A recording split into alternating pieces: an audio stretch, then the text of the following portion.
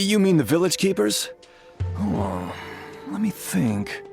When I was eating dinner the other day, I saw one of them by the side of the road, muttering away and eating mushrooms and tree roots.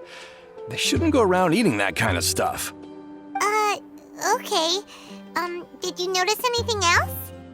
Anything else? No, I think that's all I have to tell you. Sorry.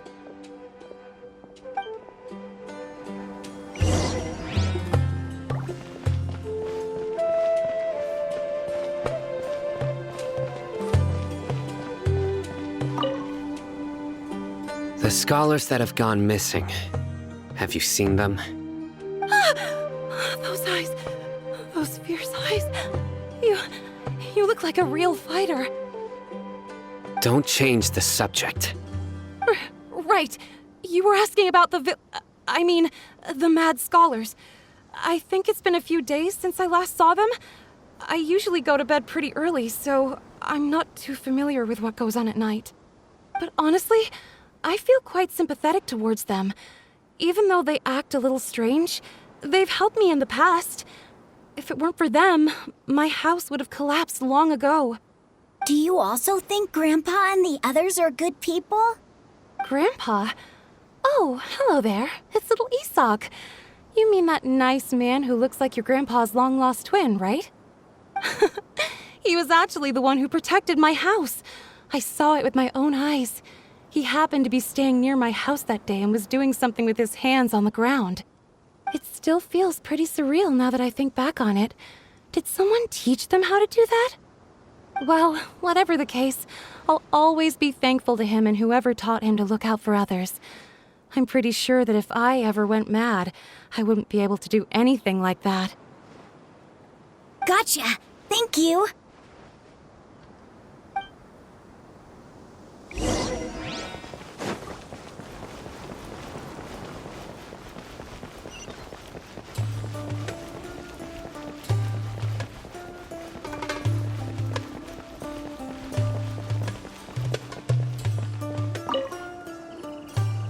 Sir, have you seen my grandpa recently? You know, the one who likes to sit and space out near the village entrance. Oh, well, if it isn't Isak. Oh, your grandpa, huh? It's been a while. The last time I saw him, he was spacing out by the road as usual. I went and asked him if he'd like any of the food I had prepared, despite my wife's protests. Like many people, she's really quite terrified of them. And speaking of my wife, she's still always complaining about how I don't make enough mora. Might explain why she's always mad at me. Oh, thank you. Thank you for taking care of him. It was nothing. You're looking for him, right? Did he go for a walk and get lost? Yeah. That's no good. Well, once you found him, come by my place again and I'll cook a little something for the both of you. I've known you since you were very young, so as far as I'm concerned, you're family. Please feel free to come by anytime. Wow, what a nice guy! Okay, thank you, sir. Huh? Don't say anything for now. Isak, stay here. Let's head over there. Stay quiet as you move.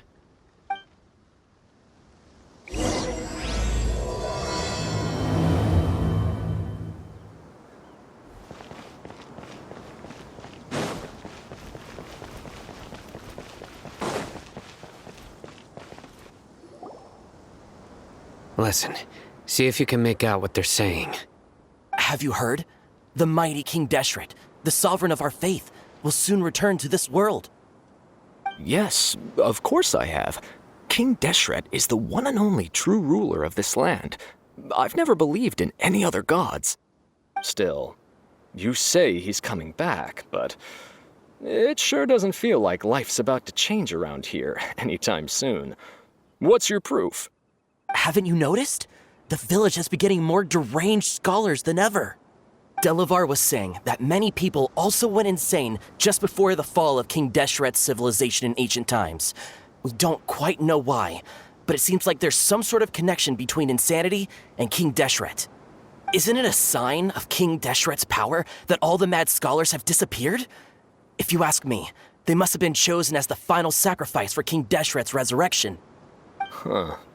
Now that you say it, that does make some sense. Does this mean our lives are finally going to take a turn for the better? Exactly. Those city folks will get what's coming to them. Now, repeat everything you've just said from the very beginning. Huh? Who are you? Where did you come from? My patience is running thin. You heard what I asked.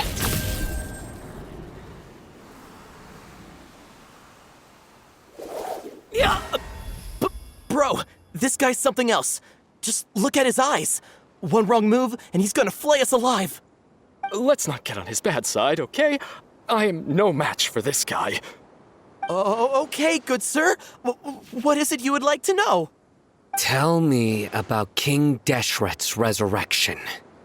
Well, I only know a few things from hearsay. I went for a drink the other day and heard others talking about a rumor that the madmen will disappear and that King Deshret will return to this land. I'm not making this up, I swear! Hey, go on. Keep talking. It's true. It's all true, sir. We desert folk have had more than enough of those people at the academia. They keep sending us all their mad scholars and won't let us have a good life. Would you want to live like this if you were in our place? The radicals were even more thrilled than me when they heard the news. We're all praying for King Deshret's speedy return. Delavar also said that once King Deshret returns to our side, it's only a matter of time before we conquer the land on the other side of the wall. They're all willing to serve under King Deshret and fight for a share of the glory. Is that so? Seems like he still wants to know more. Keep talking. Got it! At first, I told myself it was just the drink talking, but then all the mad scholars vanished without a trace, just as the rumors said. Please don't beat me up just for mentioning these rumors. If I'm guilty, then everyone else around here is also guilty. I'm just saying what the others said. The people here really like King Deshret, but dislike the Dendro Archon. Where is this radical person you talked about? I haven't run into him over the past few days, so he probably hasn't been around the village. What about you, man? Have you seen him at all? No, not at all. We wouldn't dare lie to you. He's really not here right now. Sounds like you're not too close with the radicals. No, of course not. All we know are their names. I have many ways to stop you from talking, and many others to stop you from sending warning messages. So you'd best just stay home and hope I don't hear of you trying to contact anybody. Don't do anything until I've gotten to the bottom of this. Try something foolish, and even Candace won't be able to protect you. Yes, got it. We'll do just as you say. That scared Paimon half to death. Sino is pretty terrifying. He didn't try to reassure us at all. It's like he's used to hearing that. Oh, Paimon bets lots of people have told him that before. I heard that. Sorry. It's part of being a Matra. The rumor we heard just now seems like a strong lead, but we need to check a few more places. Very well. Isak! I'm here. Where's your grandpa's house? Well, I can take you there. Just follow me.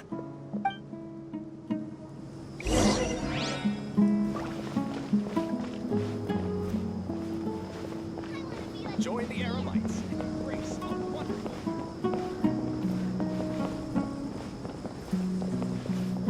Grandpa, oh, he likes to be alone.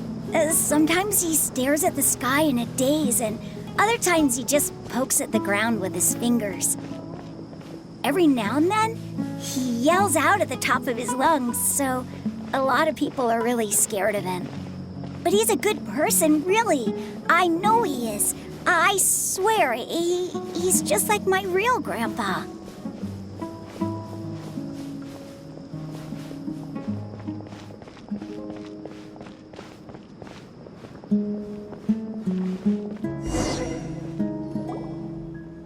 This is where Grandpa usually stays.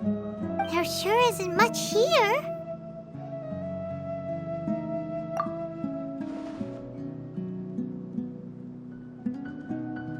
No. Incense? Please don't say it's the same one as before. But are you okay? Are you getting dizzy or need to lie down? There's a scent that you can sense, but I can't. A certain traveler here once passed out from that smell. Thankfully, Tighnari saved the day. And then he gave us a long lecture to explain all about how it worked. So, you know Tighnari? Huh? You know him too? Are you two friends? Yes. Now that I concentrate, I can also make out the scent of incense. Wait, surely Tighnari didn't lecture you too. No, no need.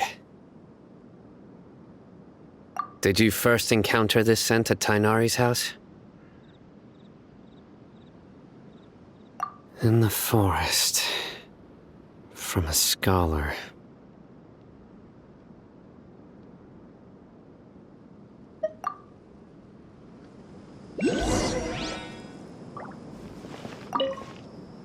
Oh, where did Grandpa go? Please come home, Grandpa.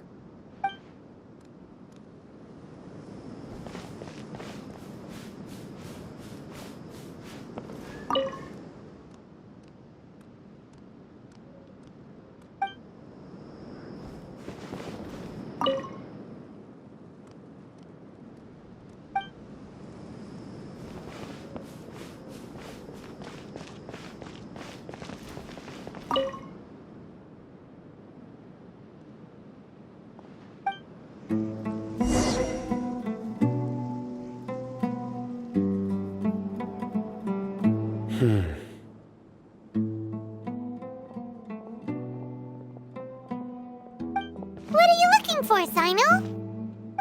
Here it is. Take a look right here.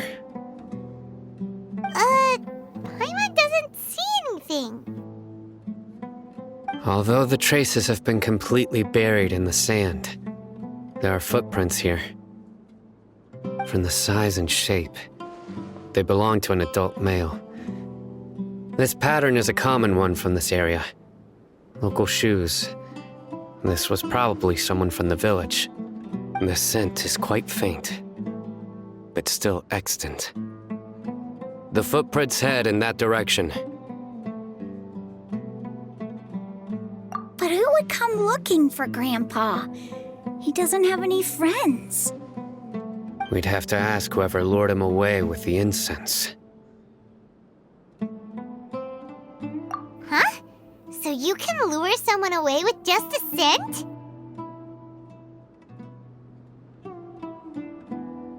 Hey! What's wrong with liking good food? Everyone's got something they love in life. Exactly. Most scholars are fond of incense, since the smell supposedly helps them clear their minds and discover new knowledge. Even deep within the clutches of madness, they still yearn for their knowledge-seeking days, and will follow the scent whenever it presents itself. No, Grandpa. So, someone's taking advantage of their weakness? Huh. Still, why would anyone want to abduct all the scholars? Are the rumors really true?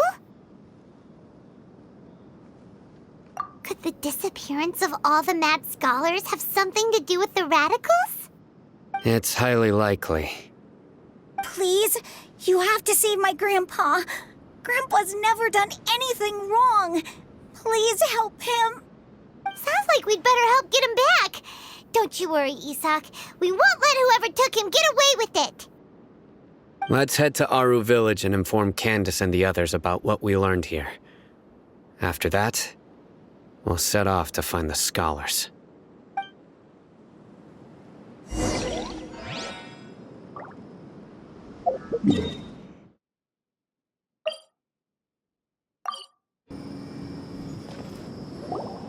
Right. The darker fabric definitely looks a lot better. That'd be my choice, too. We're back, Candace. We've got a lot to tell you. Ah, welcome back. Sounds like everyone's friends already. Oh, Dia's here too. You bet. So, everything goes smoothly? Reasonably. Alhaitham didn't go with you? We haven't seen him at all. Huh. I saw him around the village entrance earlier and figured he was investigating with you.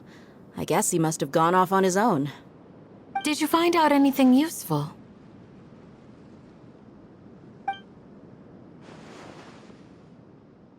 I see.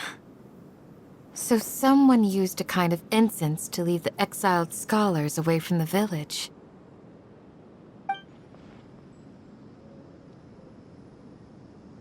The resurrection of King Deshret? First I've heard of it. Far as I know, the kind of incense you just mentioned is only popular beyond the wall. Scholars are fond of it, but as you can see, there aren't many scholars still studying around these parts. No seller would be able to make a profit here. Not to mention, making incense is a labor-intensive process. You won't see anybody in the desert with the patience to make or sell something that requires that kind of effort. It seems someone from beyond the wall must have been supporting this. Makes sense. So what should we do then? Do we go back to the academia and search for leads there? If it was any other day, that would be your next logical step. But today, you've got me on your team, so you get an extra tip. Didn't you say that the villager got his news from the tavern? Well, I also like to drink at the tavern, so I know a thing or two about these radicals he mentioned. If Paimon remembers correctly, the leader of the radicals is some guy called Delavar. Ah, yeah. Delavar, the scar-riddled bandit, Engur, the wide-eyed butcher, and Jabari, the duck-tailed bearded crook. The whole lot of them are known around these parts.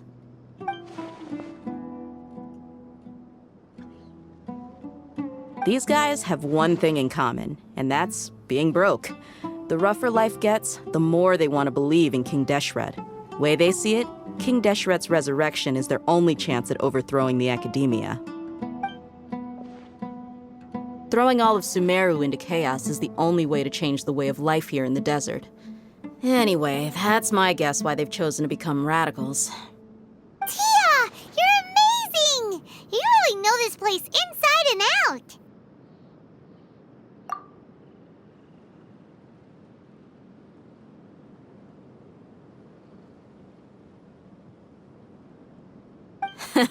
No merc can afford to slack off on gathering intelligence. Every mora I've spent in the tavern has been a valuable investment. Let's head out. Now hold on, you're staying right here, Sino. Why? Aru Village is not a big place. Outsiders stand out here like a sore thumb. I'd bet word about you has already gotten out. The desert is unforgiving, so the way of life here is also a lot tougher than on the outside of the wall. You survive on making connections out here. Compared to you, mercs like me are just third-rate amateurs. I've got no actual fighting skills to speak of. But that also makes it a whole lot easier for me to gain the locals' trust. I need to go around and ask some questions, but it'll be difficult if you're with me. Fine. Good. Then we've got a plan. The Traveler and Paimon will go to Caravan Rebot with me, and we'll try our best to figure out where the Mad Scholars have been taken. Sino, you'll have to stay in the village and continue investigating on your own. All right, sounds like a plan.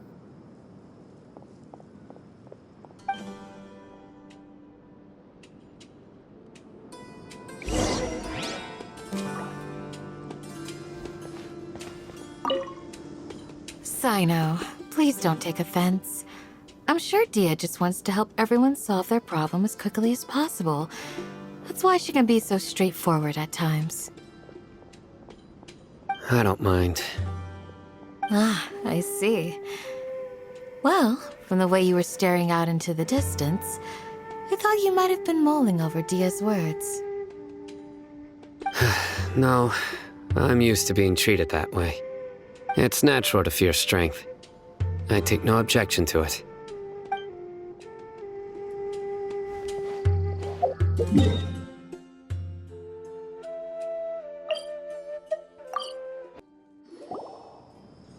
Well, here we are again. Sounds like you're starting to get familiar with the area. Paimon's amazed every time we see the wall of Samiel. How can a wall this tall even exist? It's almost unreal. I know what you mean. I had the same question every time I walked this way when I was a kid. Also, why is this high wall here? And can a wall really block sandstorms? It was only after I grew up that I realized the wall of Samiel isn't just there to keep out the sandstorms. It serves a more important purpose, keeping out people like us. Sumeru is run by wise and mighty sages. To them, us desert dwellers are nothing but tools that can be used and discarded at their whim. We're cheap labor, like livestock, but easier to control. Nothing more. Even if a child from the desert got the chance to obtain an Akasha terminal, almost all their requests for knowledge would be denied. The academia believes we're underserving.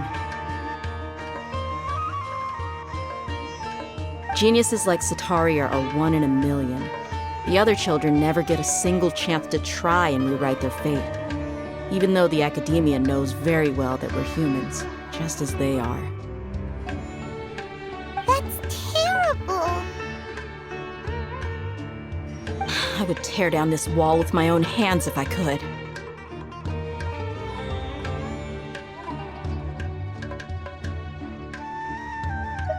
Hey, Dia. You're not thinking about doing anything scary, are you? No, not at all. This place just gets me thinking, that's all. Besides, we're here to procure information, aren't we? Yep, we gotta catch those. Shh. Caravan Rebot is crawling with people, so be careful what you say. We don't want anyone to find out what we're here for. Our mission started the moment we arrived here. Let's go check out the tavern. Maybe we'll find someone I know.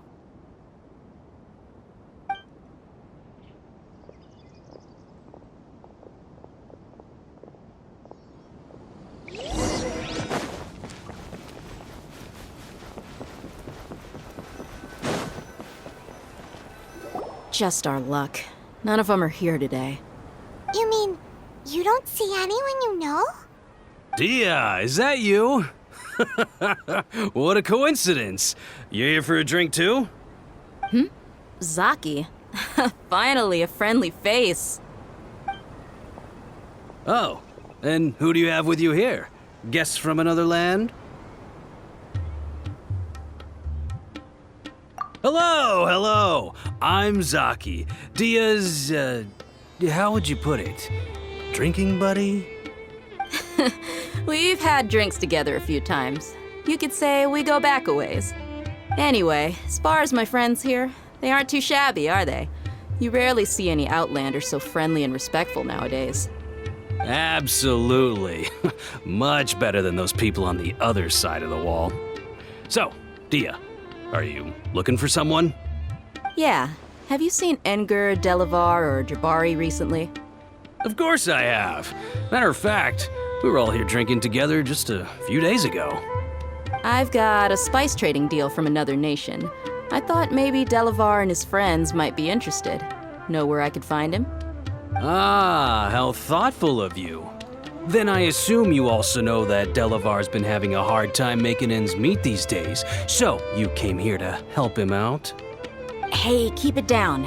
Let's just say I prefer to keep this deal a secret. Y'all at Caravan Rebot are like family. If there's more to be made, why not do it together? Besides, Delavar and his friends have muscle. They'd be a good fit for escorting the goods. Yes, how considerate of you. Delavar's my friend too, so of course I can take you to him. Come with me.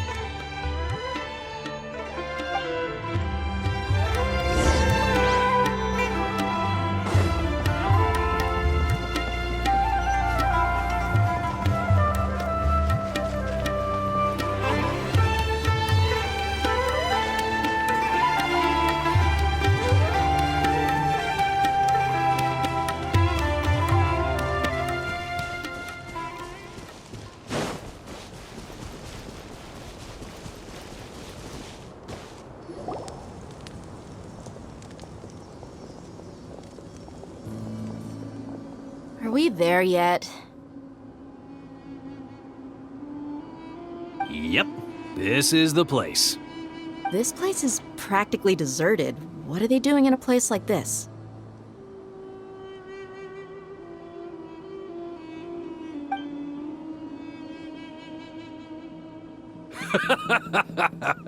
Why don't you take a guess? Go on, a wild stab in the dark. You're like lambs to the slaughter. It's an ambush!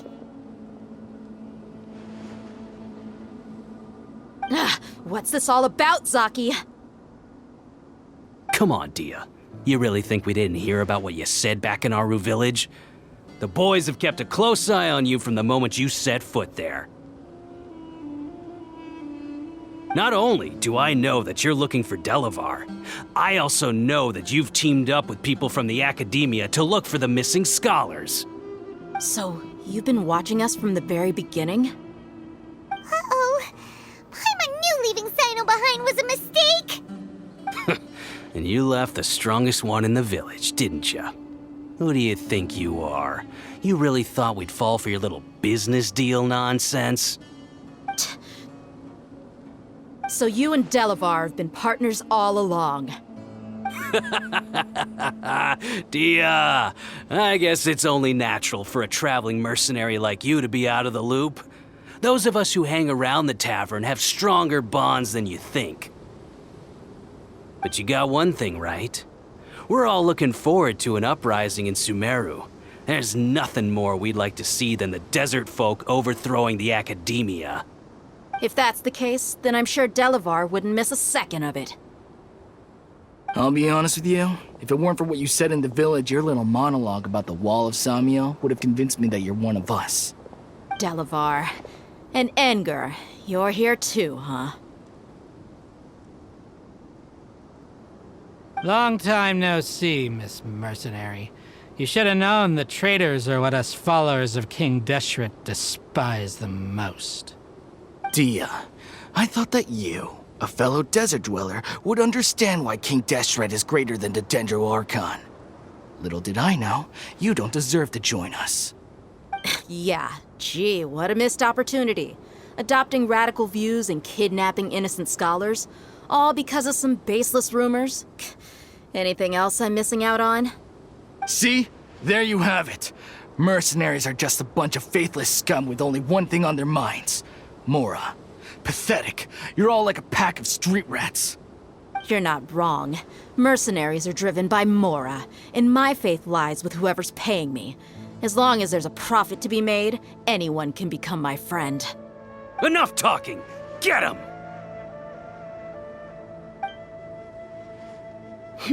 Just as I expected. Let's teach him a lesson, traveler. Following orders. New punching bag.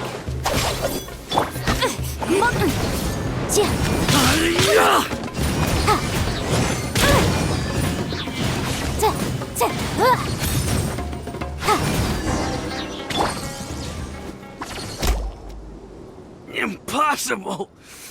How could you? So, what do you think about your meticulous network now, Zaki? How did you say it? It's only natural for a traveling mercenary like me to be out of the loop. I'm guessing your informant told you that I'm just an incompetent merc with no real fighting skills, correct? I mean, that is what I said after all. And of course, you would believe everything he reported. The only thing you know about me is that I'm a mercenary, but you've never seen me in action. Even though you heard we went to handle monsters together, you believed that Candace was the only one doing all the real fighting. That so-called Flame Mane is just a fraud. She admitted it herself. She just uses her connections to gain the trust of others. That's what you thought, right? Ugh. You lied in the village because you figured that we'd have people watching you. And you were stupid enough to fall for it. I figured as much the first time we drank together. You all thought you were so smart. Pathetic. Okay, that should be all of them. Whoa! So you've been planning this since we were in Aru Village? No task can be done without preparation. I just happened to notice a couple suspicious-looking people while you were out investigating. Oh, but instead of catching them right away, you let them report back. Those two who were snooping around were just a couple small fries. If we want to get the real catch, we have to be patient and give it some time. Oh, you mean the funny name she mentioned back in Uncle Ampu's house? The wide-eyed butcher, scar-riddled bandit, Paimon can't remember them all. That's just a bunch of drunk talk. Engar and Delavar like to talk themselves up when they're drinking. Engar, the wide-eyed butcher, and Delavar, the scar-riddled bandit, are the nicknames they came up with for themselves. Alcohol has a way of making people share what they really think. So Engar and Delavar are always rambling in the tavern about how King Deshret is a superior deity. What about Zaki? He's just a numbskull who fell right into our trap. Zaki was probably the best hidden of them all. My initial plan was to find Delavar first, and then try to track him down. That's what you wanted to ask when we were at Uncle Anpu's house, right? Jabari is one of the villagers you talked to. You know, the one who wanted to treat Isak and his grandpa to some food. Wait, so he's a radical too? No, he isn't. I just needed to tack on a random villager name to make the eavesdropper think that I was making some wild guesses based on my impressions. Wow, what a genius idea! Well, that's an expert mercenary for you. Ah, you're too kind. It was straight from the usual playbook, if I'm honest. So, that thing you were saying before, is it really true? About what? About how mercenaries only care about Mora, and that anyone's a friend as long as there's a profit. Does that bother you? What makes you so sure? Dia, do you dislike the Dendro Archon like the other desert folk? You two are pretty sharp. No, I don't have anything against the Dendro Archon. I've heard a lot of nice things about the Lesser Lord from Dunyarzad. I can understand her devotion and gratitude. Dunyarzad's just an ordinary person. There's no way a god would be so involved in the lives of everyday people, unless they were truly compassionate. I've begun to realize that the sages are behind everything that's happened recently. The radicals' blind belief in King Deshret, making the Dendro Archon out to be an enemy.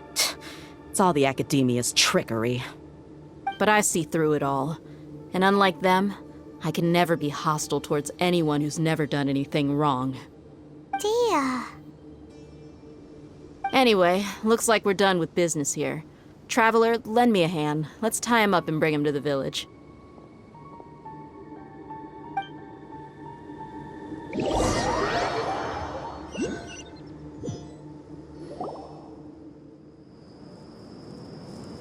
This should be all of them.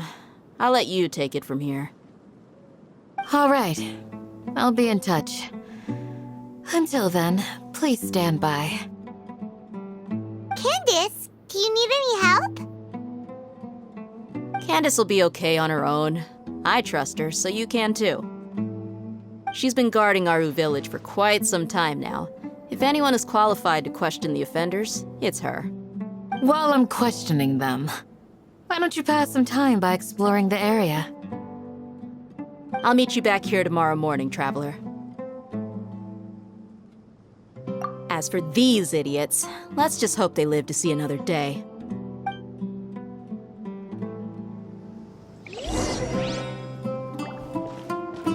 You heard the question. Now answer me.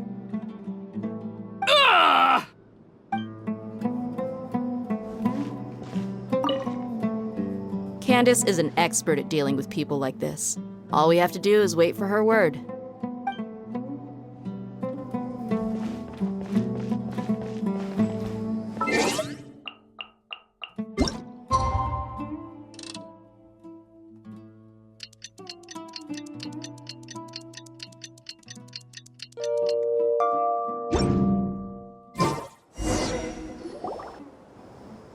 Hey, Dia! Right on time. We'll know any moment now.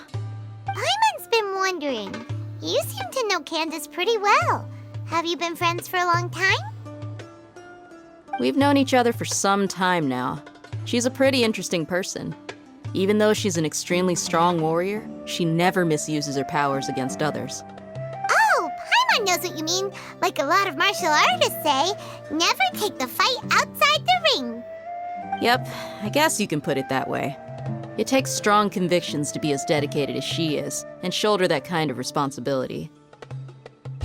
Us mercs, on the other hand, we pretty much live from one day to the next. Well, Paimon thinks you're great too. Really? Thanks for that.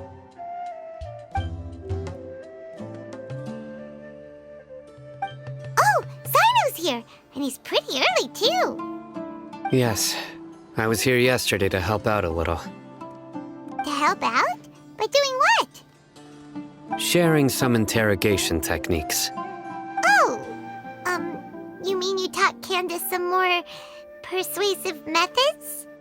Right. Come on in, everyone. Come on, let's go inside.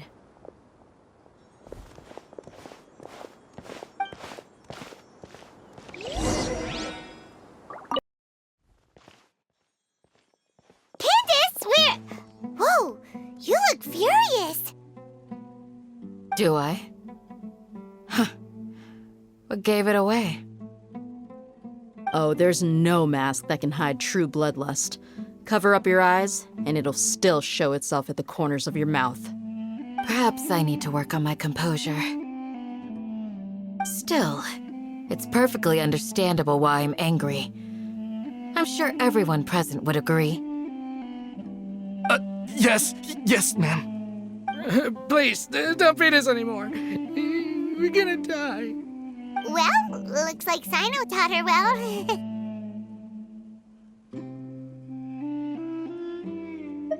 You fear death yourselves, yet you do not hesitate to place the lives of others at risk.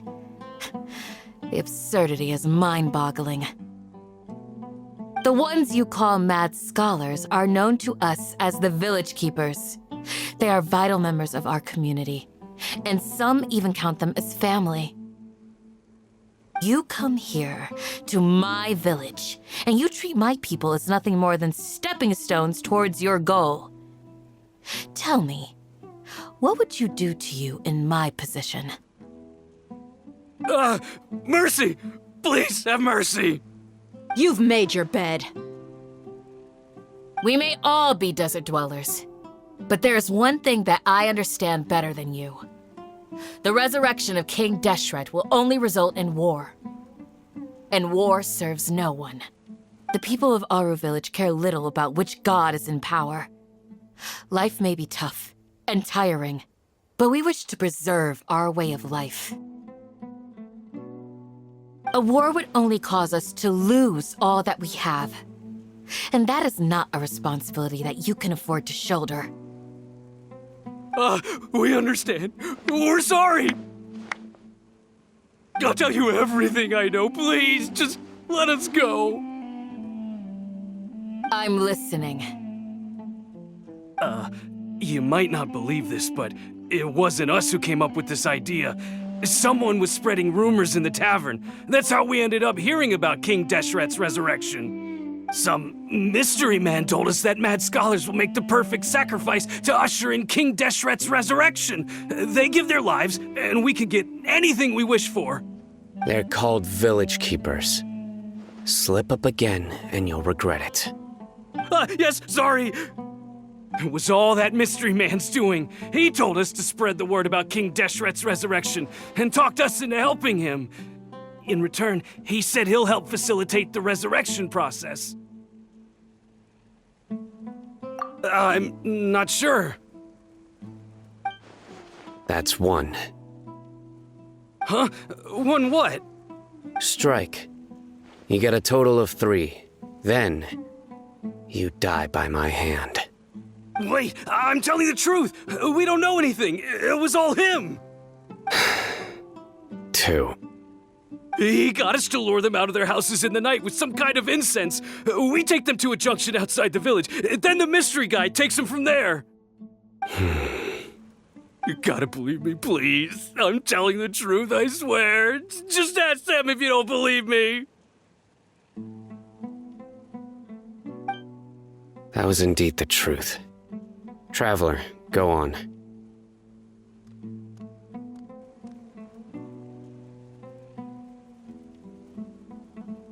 You have to believe me. If I knew that, I would have told you his name right away. I'm not risking another beating to keep his secrets. No way.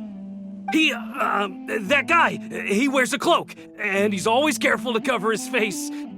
He calls himself King Deshret's envoy. I believe I may know what's going on. Uncle Anpu? What do you mean?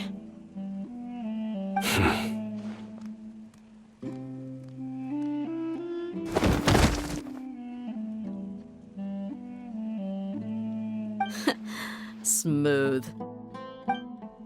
Okay, speak. If my suspicions are correct, this mystery man they speak of could be from the Academia. Some time ago, people from the Academia attempted to take the village keepers away. I refused, insisting that they are part of our community. It strikes me now that this secretive character shares the same goal they had. Which means it's highly likely that the Academia was purposely spreading a false rumor to trick the radicals into delivering the village keepers right into their hands. They were the ones who brought them here to begin with. Now they're trying to take them back? We aren't gonna let that happen. Not the Academia again.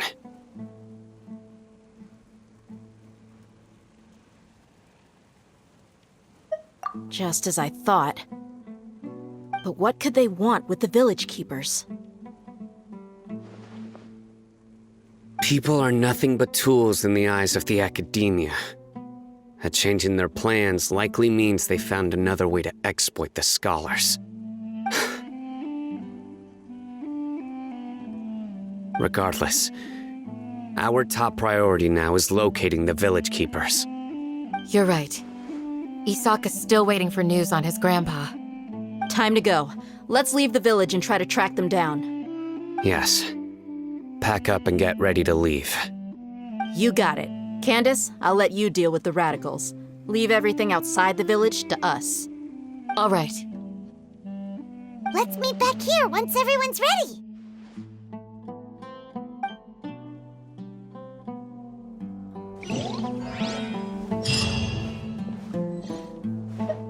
You look worried. Thinking about the village keepers? Yes. I'd look for them myself if I could. As members of our village, each one of them is very important to me. You have a strong sense of belonging here. I guess I'm the opposite. Mercs are stray dogs, wherever they go. Dia, don't say that. You can be a part of this community too. Thanks. I'll let you know when I feel like joining.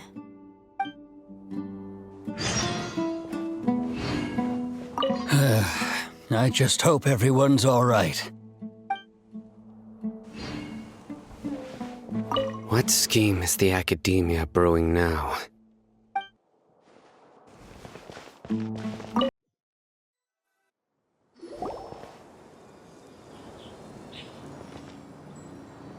Let's get some food in us and then we'll... Whoa!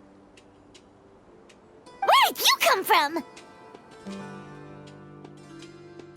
Well, as you can see, I am merely sitting here and reviewing what we have deduced thus far. You were gone for ages, and now you're suddenly sitting here musing to yourself? Where have you been anyway?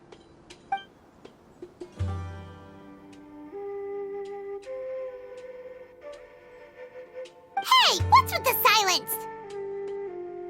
You never think things through before asking questions. I'm giving you some time to make up for that. Paimon's so mad! Paimon's gonna give you an ugly nickname!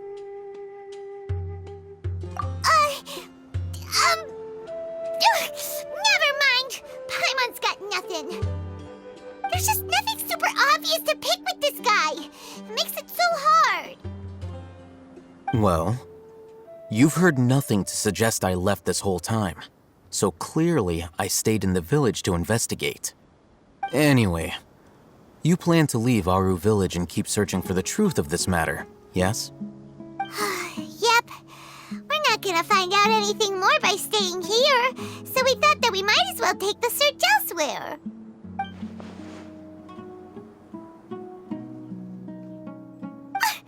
Enough with the silent treatment! No. I'm just surprised that you decided to team up with him. Alhaitham, you haven't helped us out at all ever since we arrived at Aru Village. Bold of you to question our choices. Yeah, you're all talk! While you were investigating, I had my own work to do, which I've now finished. Really? Paimon doesn't believe you. To be honest, we aren't really a team, so I have no obligation to inform you of my whereabouts. Not to mention that going separate ways allowed me to find some important information that you all had missed. Huh? Right here in the village? Correct. What did you learn?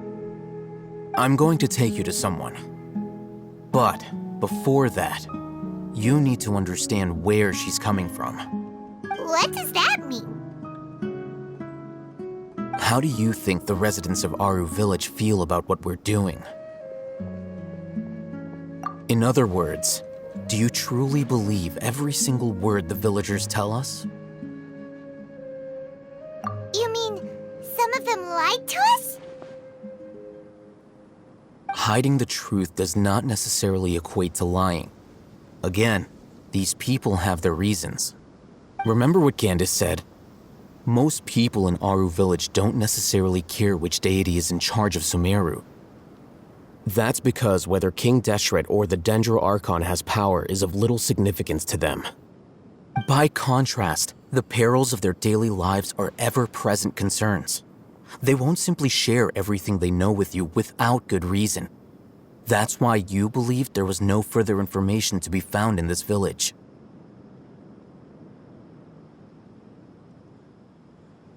Glad you're following along. Among those you have talked to, there's someone who was consciously keeping you out of the loop. In fact, she's been observing your every move since you arrived. The reason being, to someone who only wants to live their life in peace, any external factors introduce unpredictability into the equation. Those eyes. Those fierce eyes. You look like a real fighter. Don't change the subject.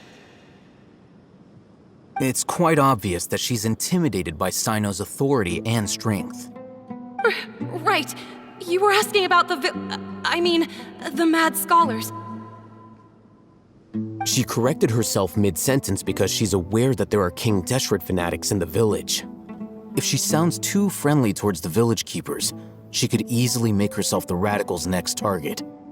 I think it's been a few days since I last saw them. I usually go to bed pretty early, so I'm not too familiar with what goes on at night. Remember? She made a point of denying her involvement in anything that occurs at night. But honestly, I feel quite sympathetic towards them. Even though they act a little strange, they've helped me in the past. If it weren't for them, my house would have collapsed long ago. After speaking to the village chief, it became clear that the village keepers had protected Aru village at night. In other words, the young miss was very much awake during that time. Then why would she lie? By getting involved with an outsider, she risks drawing unwanted attention to herself. As for why she might be so wary about all this, maybe you should ask her. I'll pass on this one. You said that she is afraid of me. If so, it's best if I stay out of this. We're on it!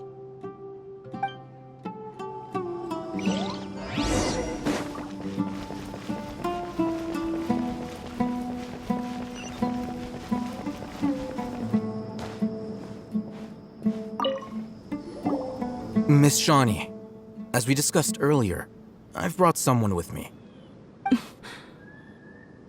Mr. Alhaitham, I'm aware of where you stand, but how can I make sure that your friends think the same as you? Huh? What do you mean? We need to clarify our stance or something? Go ahead and talk to her. You'll get the answers you want. Go on. Earn her trust. Is it really that simple? May I call you Traveler? Hi, Traveler. I want to ask you something. Do you think the resurrection of King Deshret can truly change Sumeru for the better? Why's that? That's very similar to what Miss Candace says. I know you two are friends. That's why I'm willing to talk to you, even though I do have some reservations. Before, I wouldn't even have the courage to ask something like this. Traveler, do you believe our lives will get better?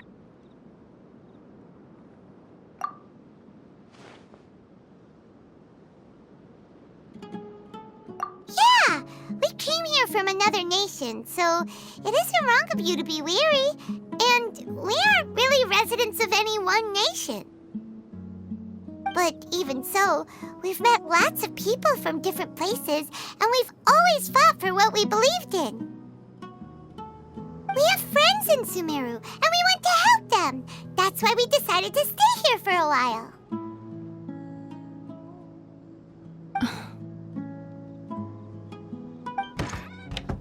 I want to trust you. My apologies for posing my questions like that. To be honest, I didn't expect you to come back for more information. Alhaitham told us you have your reasons. It's okay. We understand. The fact is that only one side of my family is desert folk. I don't really fit in anywhere in Sumeru. Some believe in the Dendro Archon, while others believe in King Deshret. I don't belong to either side, and neither side would want me. Speaking of which, the Radicals mentioned that they despise traitors. Do they just think that anyone who's different from them is a traitor? Yeah. Some people can be so narrow-minded when it comes to bloodline and beliefs. It makes no difference what I say or how I behave. I'll always be suspected of having ulterior motives. Slowly, I just stopped talking to people. I pretended not to hear or see anything. All I want is to live my life in peace. And then it happened. The village keepers who had helped me disappeared with no explanation, and I didn't dare breathe a word about it to anyone. Until now.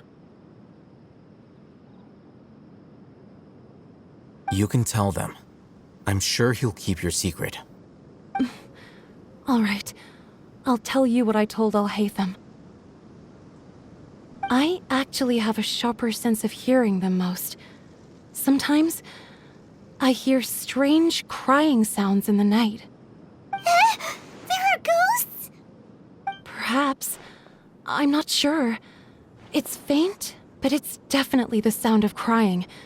It comes from far away in the distance, and always carries very raw emotion. It used to be louder and more frequent, but ever since you arrived in the village, it doesn't seem to happen as often, and when it does, it's much quieter. I have to focus really hard to make it out. I confirmed this with the guards on night duty. They also have someone with a good ear, and he's heard similar sounds at night. But, because we're in the middle of a desert, he would rather believe that they are the cries of beasts than ghosts. There's really nothing around these parts, except for an old hospital not far from the village. I think they used to use it for treating Elazar, but it's been abandoned for years. Yeah, let's go!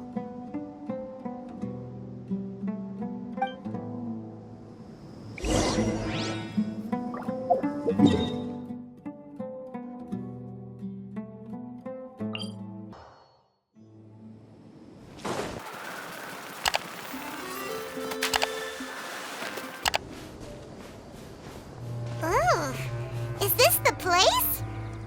It's in terrible shape, and there's sand everywhere. Empty and forgotten. An ideal place to hide people.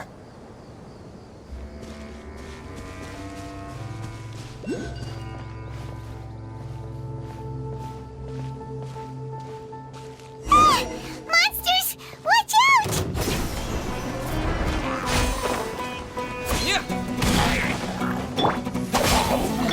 Incinerate!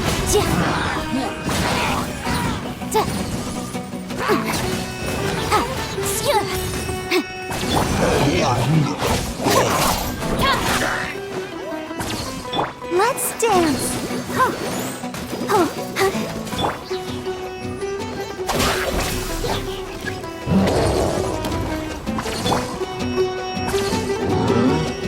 Terminate!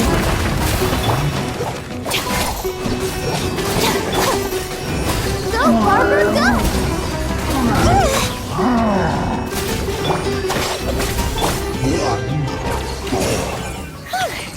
They were easier to deal with than Paimon had expected.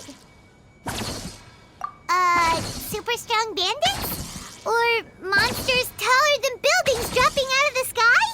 Or, something like that. He looks super serious. We gotta stay on our A game too. This is the one.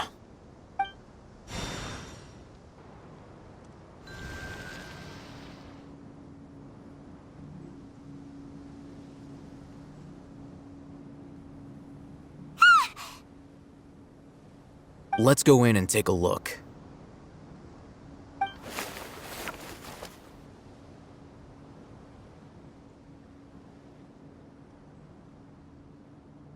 Hey, Al-Haytham, we haven't found Squat. Are you sure we aren't wasting our time here? Patience. Shawnee says she only hears the crying at night. We have time to burn. Until then, I'm taking a break. And just like that, he sits down. Wait, he even brought a book to read? What are you reading? Let Paimon see! Okay, sure. Huh? The natural position, which is the positional propensity of an entity in natural motion in contrast with an object in forced motion? Huh? When free from external influences, every entity displays the tendency to follow its natural trajectory? So, you got that? Oh, Paimon gives up. You keep reading your book. See ya! How is he so relaxed? Look at him, reading an impossible book in a creepy place like this.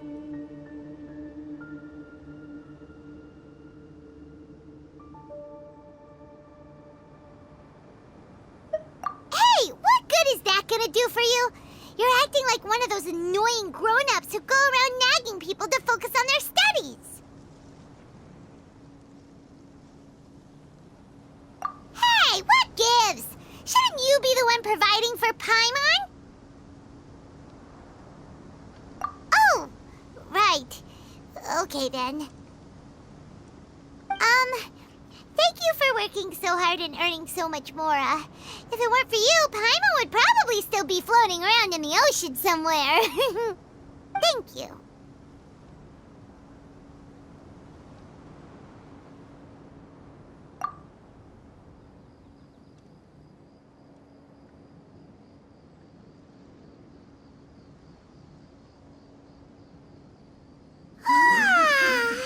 Paimon's getting so sleepy. Huh? What was that sound? There it is. It's coming from that direction. Is the sound coming from here? Huh. Paimon's not seeing anything.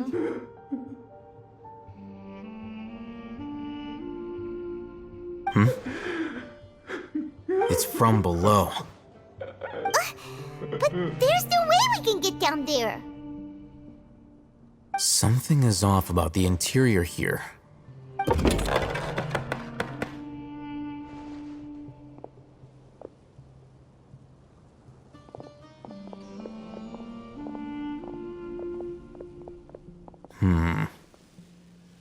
As I thought, there's a hidden structure. Wow. It's like they tucked another hospital into this one. Oh, it looks like there are other mechanisms around here. Let's keep exploring.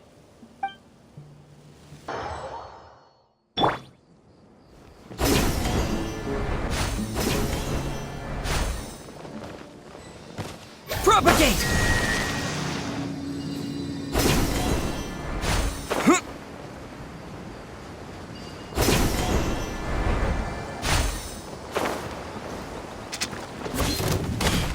Let the show begin.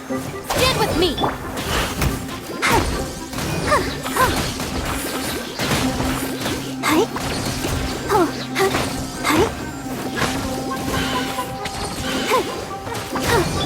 Motion to compel. Dissipate.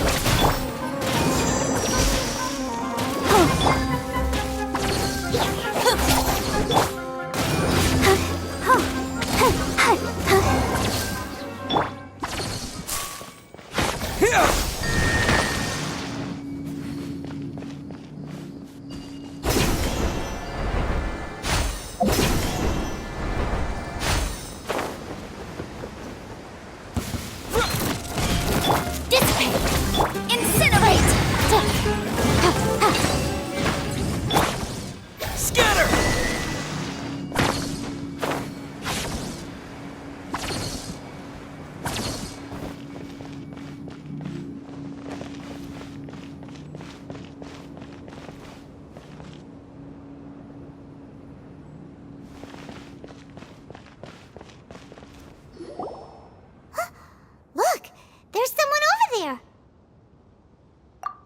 Good idea. Let's approach him slowly without alarming him.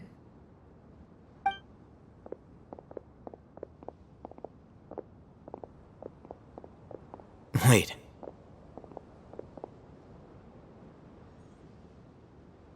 You're...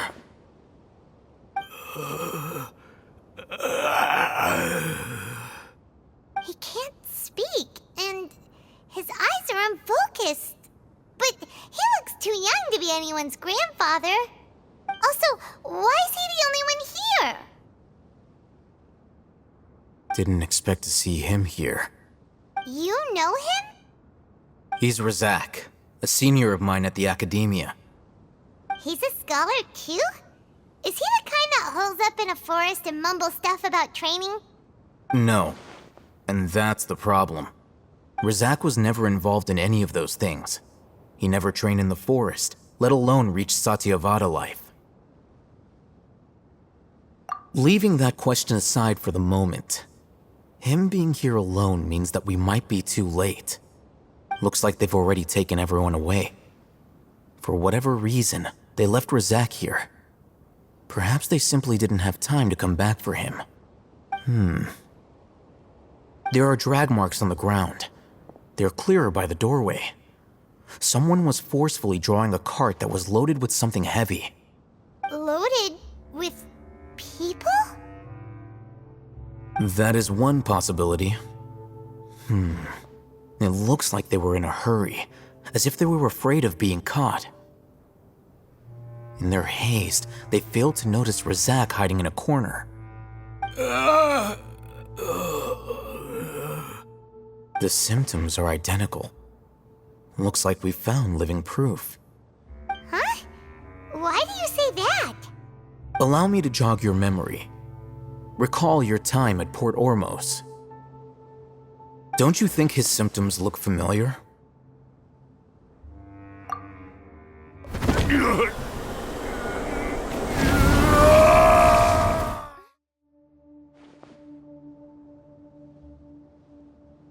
Oh, now that you mention it, they're acting the same way.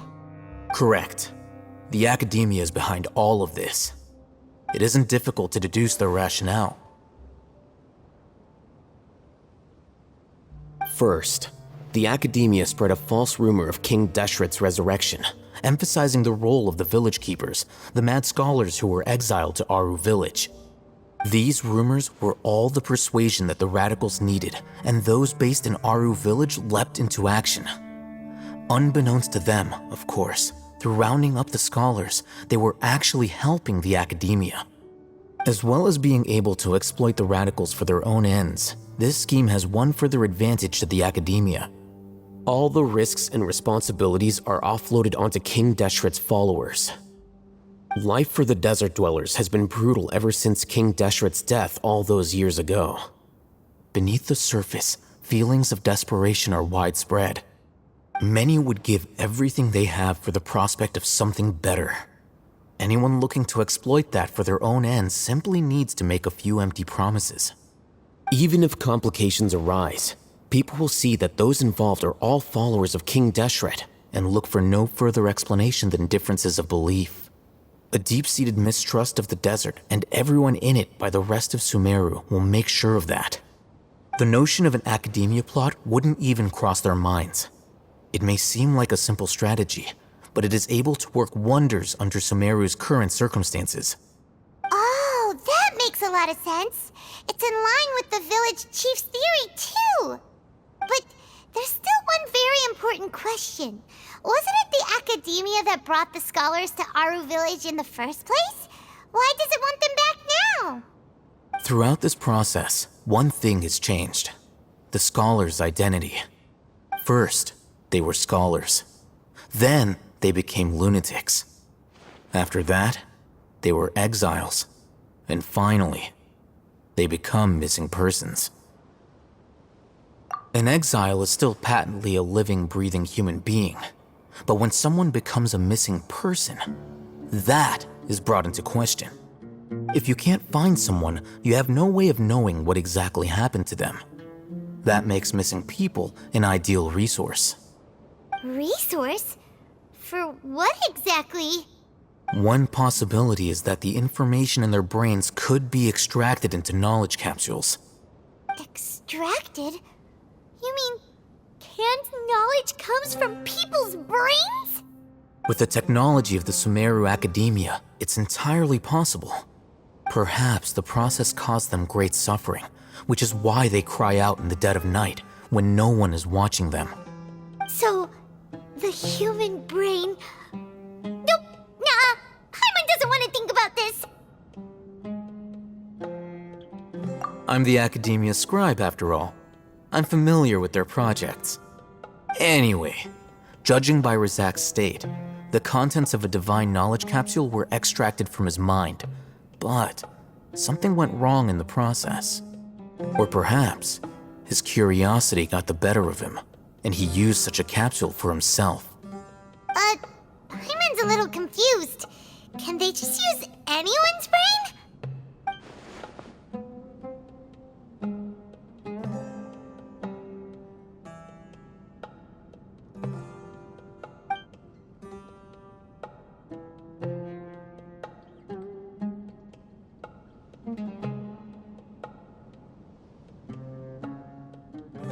The look on your face tells me you've realized the answer.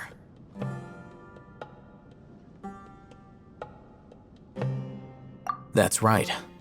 To some scholars, gaining knowledge about the gods is their entire life's pursuit. Extracting canned knowledge is just one of the extreme measures they turn to.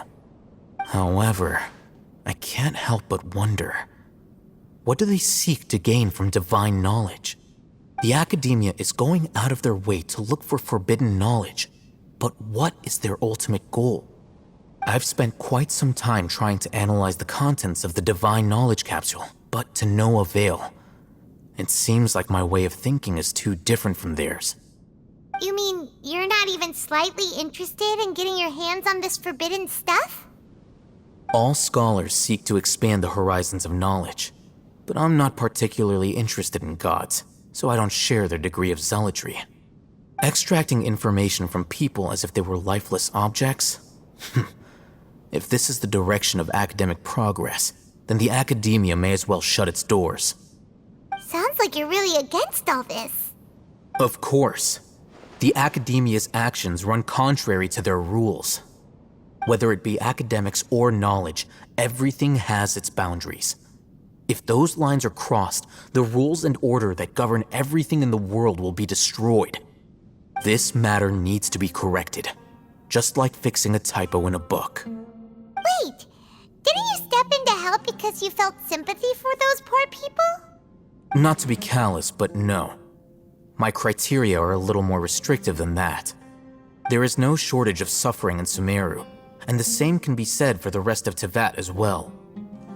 What do you plan to do about that? Save every last person? Probably not. Paimon's not sure. You can say that. Simply put, I don't blindly place my faith into strength or heroism. I do what I want.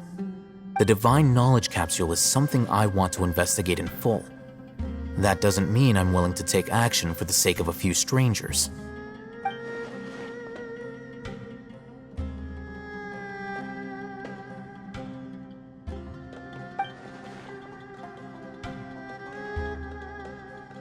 Paimon's been wanting to say this for a while. There are a lot of bad guys in the academia, but you're not one of them. You're their weirdo. You're probably right. Though I must say, I quite enjoy this feeling of being the odd one out. Uniqueness is also an asset, is it not? Wow, that's a great way to think about it. Paimon's really impressed. If only Miss Shani had a similar mindset, her life would definitely be a lot easier. I'm just a more likable person than her in general. There's nothing more to it than that.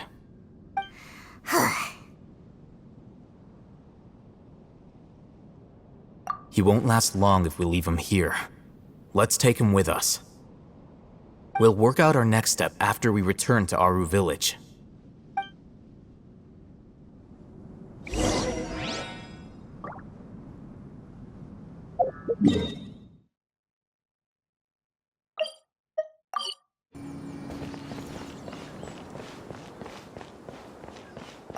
We're back!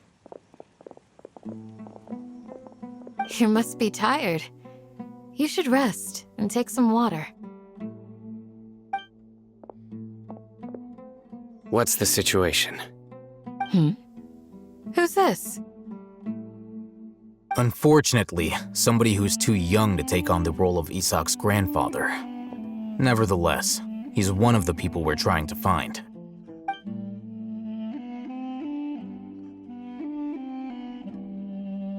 So, at one point in time, the abandoned Elazar Hospital served as the Academia's site for extracting divine cant knowledge. Yep, pretty much.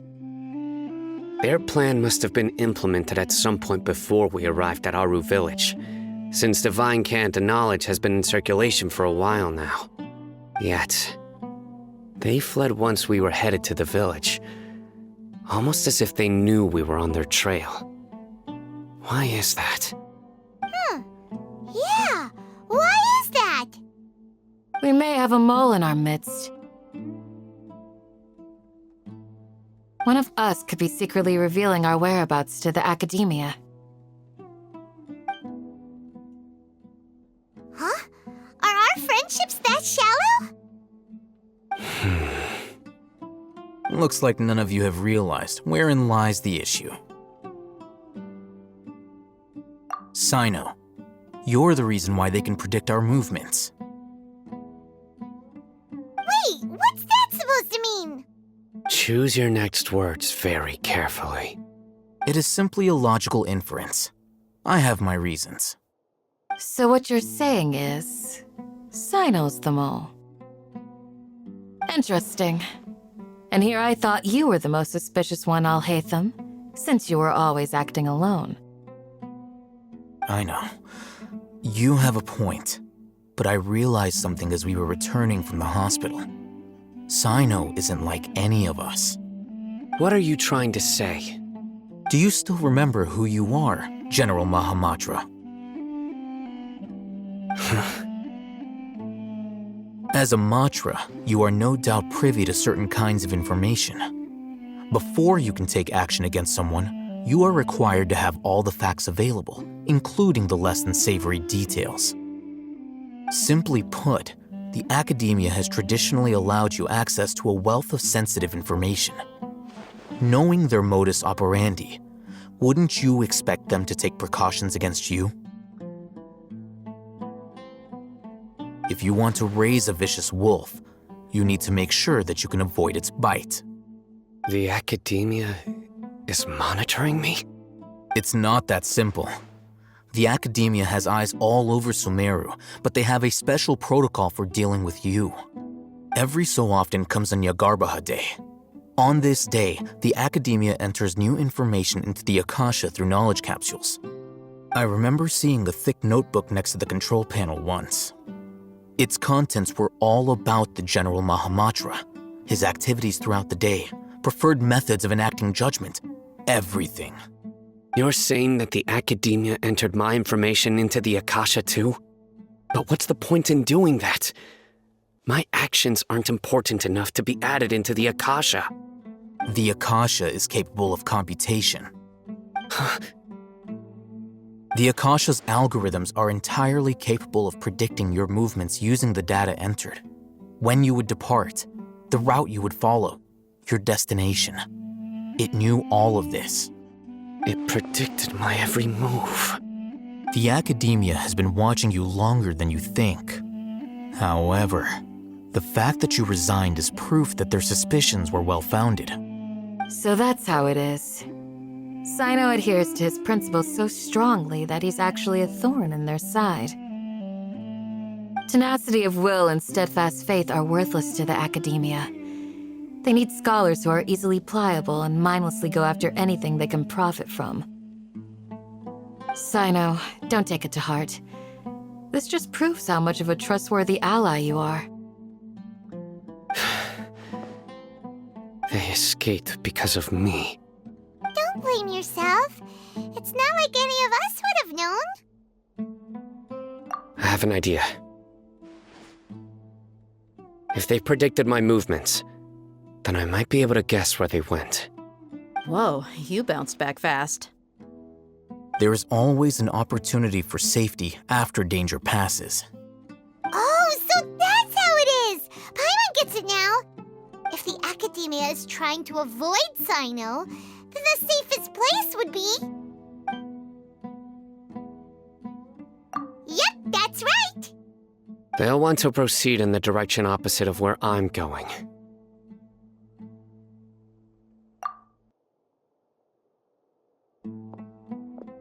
I must go. There's also something I want to investigate. Let's go, guys! After him!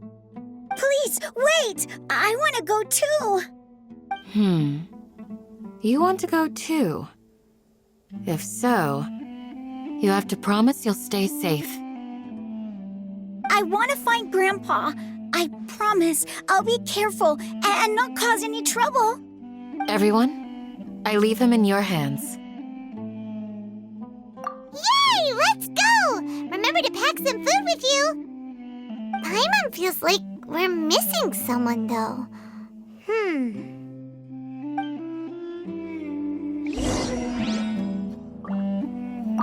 I'll be awaiting your good news.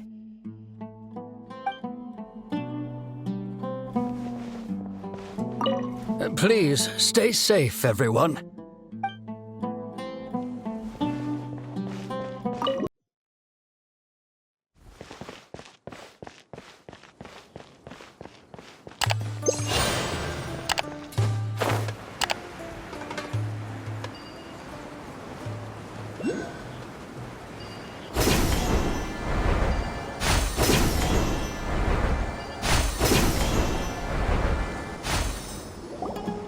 So, where do we go from here?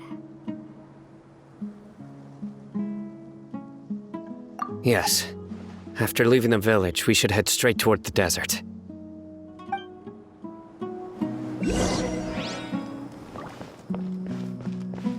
I know the desert like the back of my hand. Is that because you play here a lot? Yep. One time, Grandpa almost got lost in the desert, but I was the one who brought him back. There's something here. What's this? It's buried in the sand. Looks like we'll need to roll up our sleeves and do some work. And Paimon thought running around everywhere was already enough work. Okay. So, we have to dig it out? Whatever's down there looks like it's buried really deep.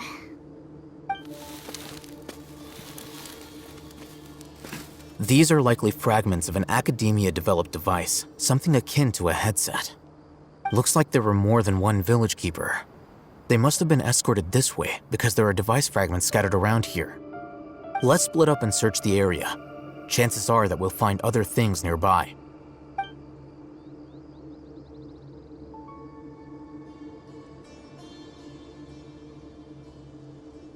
Is this what we're searching for? It looks kind of scary. This is definitely a device used to extract divine knowledge. How did it end up buried in the sand? That can't have been part of the plan. They must have been attacked along the way. Wait, what? Grandpa, I hope you're okay. Don't worry, your grandpa's gonna be fine. Razak didn't display any signs of starvation or dehydration, which means that they left fairly recently. We should be able to catch up. One more thing. Given that the device had been entirely covered by sand, I believe the attack must have happened prior to the sandstorm. Let's keep going. They can't have gone far.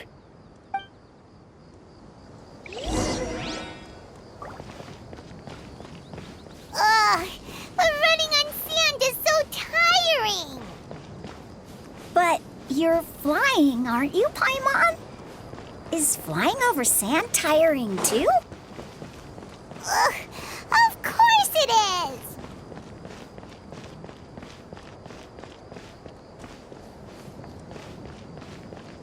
Voices, over there. It sounds like an argument. Whoa, you have really good ears. Don't get any closer. They'll notice us. Dia's talking with the Eremites? Very interesting. Let's listen in. If you had informed me sooner, there'd be plenty of room for us to... You're one of us. We would never lie. Scholars. You don't know as much as I do. Need me to... I knew it. That's our Dia. Dia? Why would you? Dia! Hey, what are you doing? Huh? Didn't you say you'd help me find Grandpa? Why are you on their side? Well, look who's here. Ain't that something? This complicates things. You've betrayed Aru Village? So, this is the great General Mahamatra. Dear, you'd be better off as my assistant than hanging around with this motley crew. Seen for yourself, I have the means and methods, and my ideals are far more admirable than theirs. I'm not the type that's easily swayed, Raman. You of all people should know that. Wait, what's going on, Dia? Whose side are you on here? Shut it, Paimon. It doesn't matter. Whichever side you pick, nothing can deter us from the grand mission of resurrecting King Deshret. Once our Lord of Old returns to this land, we will have a new beginning. Face the facts, Raman. It's not gonna happen. You should understand that more than anyone. Have all your years as a merc taught you nothing about placing hopes in a ruler? I'm a desert dweller and a proud follower of King Deshret. Whether I live by the edge of the sword or in peaceful comfort, my soul will always carry this conviction. It's not too late yet. The village mad scholars aren't gonna bring King Deshret back to life. You don't understand, my dear lady. Pursuing our faith is our purpose in life. Even if the chance of success is 1 in a million, we must be willing to give everything we have. Even if it'll expose you to the academia? Even if they end up disbanding the Eremites? Your Eremites, which you've worked so hard for all these years? Yes. We've waited a long time for this day to come. The sun and the moon no longer shine here. All you see now is cracks in this desiccated land. But fate has finally dealt me a hand to play against the Academia. With these scholars in our custody, we'll stomp the Academia's forces and fight our way beyond the wall of Samiel. Ridiculous. Think about it. The Academia controls the entirety of Sumeru. Your powers are negligible in comparison. If you still don't believe me, then try asking these 2 men. They're also against the Academia, but neither of them are as arrogant as you are. They look more like pawns of the Academia to me. Why would I listen to anything the people of Greater Lord Rukkhadevada have to say?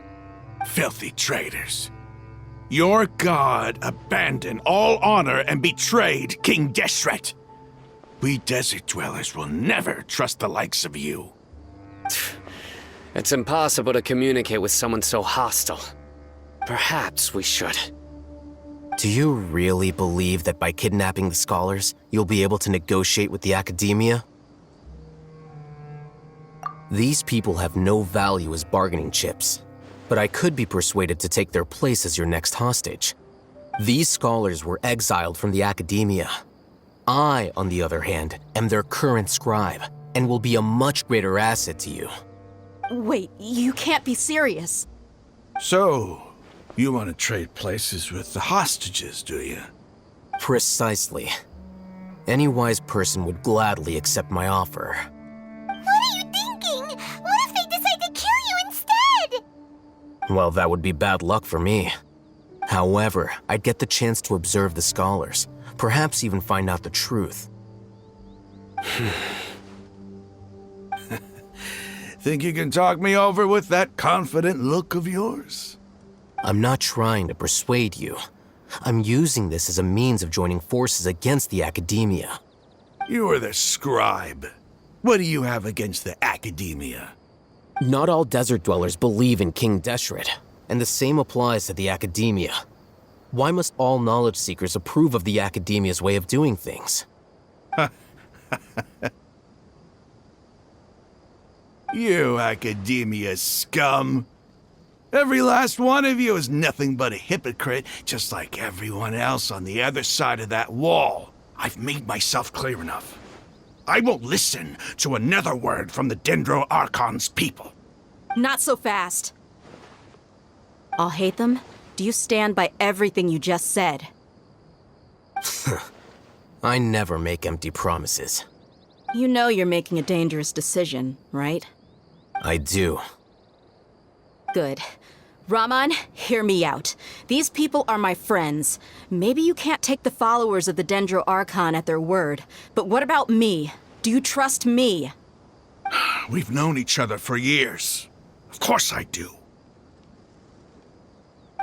In that case, I'm willing to vouch for their honesty with my right arm. Come on, Raman, don't be a coward. If you're serious about taking on the Academia, you need to steel yourself. You can't be afraid. An arm from the Flame Mane. You've piqued my interest. But what if you refuse to oblige? What should I do then? No one's a fool here, Dia. We're mercs. And mercs don't tend to live long unless they have their wits about them. You're not wrong, but this is different. I promised my friends that we'd bring back the Village Keepers together. Let's do it right here, then. Give me your right arm as proof of your resolve. Don't listen to him! He's not even trying to negotiate! He just wants to make things more difficult! That's fine. Are you crazy? We came here to save lives. One arm for that many people is still a pretty good deal, if you ask me. Raman, I'm holding up my end of the deal here. You'd better not let me down. Sure. Go ahead and cut off her right arm.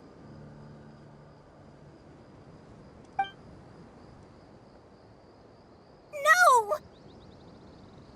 Dia! What are you gonna do? Think of something! You don't have to go this far. That's not for you to decide. Do it! Dia! Run!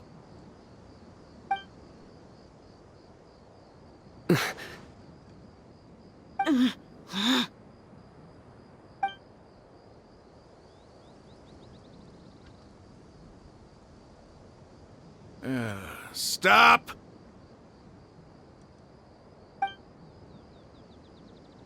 What's wrong? Can't do it? Flame Mane, you and I are both desert folk. Cutting off your arm is no different than cutting off my own fingers. Where's the sense in cutting my own kin to pieces? You've shown me that you're serious. Go on now, take your friends and leave. Meet me in the desert at noon tomorrow.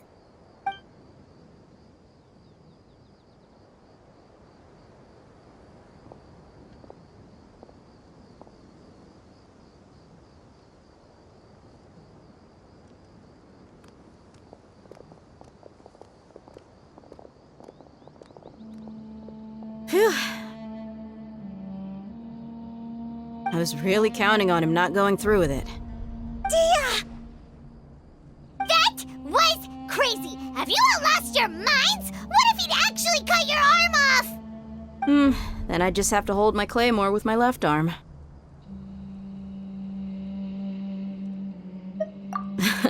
Okay, I'm sorry. But sometimes when you're out on a limb, you gotta double down to seal the deal, you know? Don't ever make a promise like that again. I can deal with the likes of them. If it came down to it, you would not lose to them either. I don't doubt it, Sino. But this is about more than me and them. There's a lot more where they came from. Even if we got rid of one bunch of radicals, there are others out there. Wiping them out would do more harm than good. As you wish. I'm sorry, Dia. I should have stayed put and listened. I should have trusted you. It's okay. I promised you I'd help find your grandpa, so I'll do whatever it takes. Whatever it takes? You just might be scholar material. Huh? Are you serious? The Eremites once said that I was a lunatic. Perhaps a little madness is essential to be successful in research. Why does it feel like he's using his praise for me as an excuse to brag about himself? Okay, let's get moving. We should head back to the village and rest up. Today was just a trial run. Noon tomorrow is gonna be the hard part.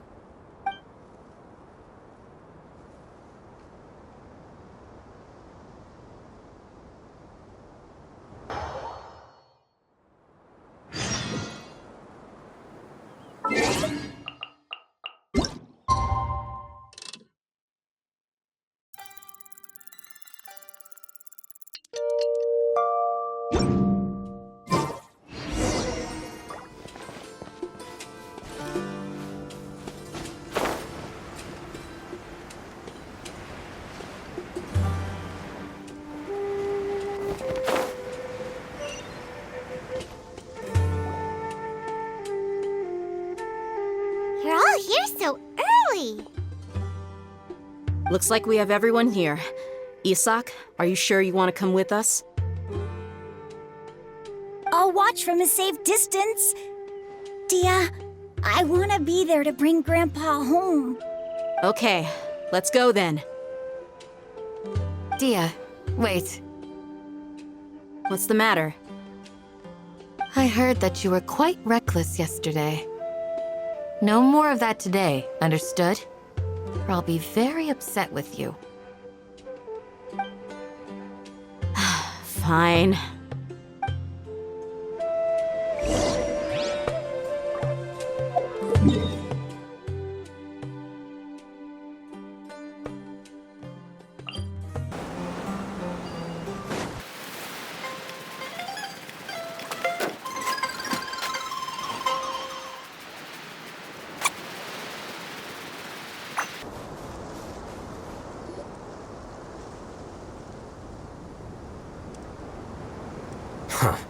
They got here before us.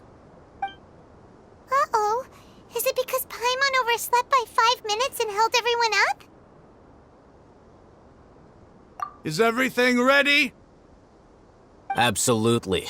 Although, you brought fewer people than I imagined. Bring him over.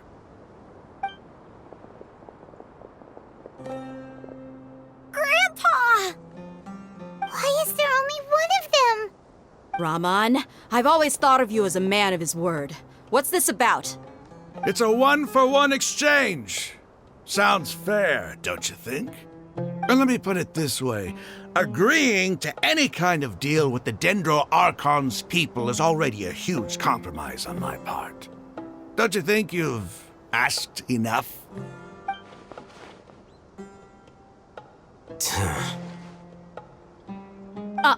You stay right there!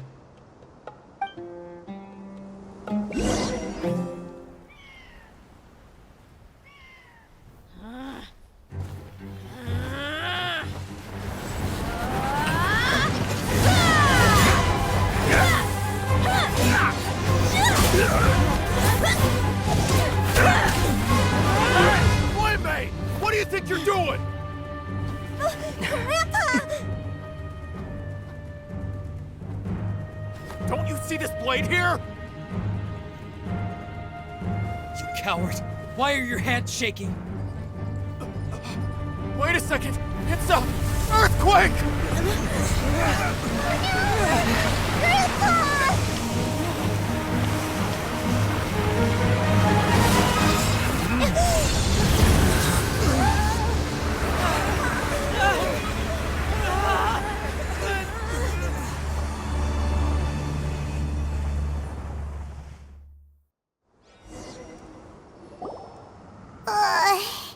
Paimon's dizzy.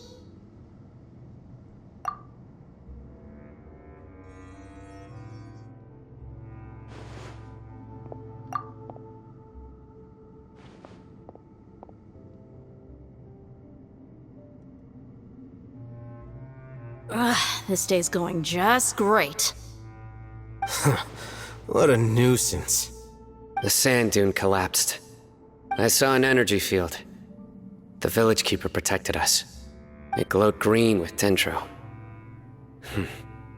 Just like you said, It may well have been the remains of Lesser Lord Kusanali's power inside the scholar's body.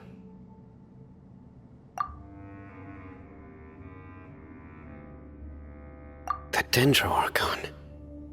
The present one. Grandpa? Grandpa? Oh no, he's getting confused again. Hey, look around you. Did there used to be a temple here?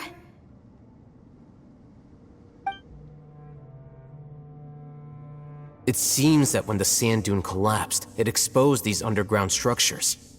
The symbols on the gate belong to King Deshret's civilization. This structure must be ancient. Over time, the sandstorms completely buried it and left it in the state we see now. It could have been an underground palace in the distant past. Oh, a miracle.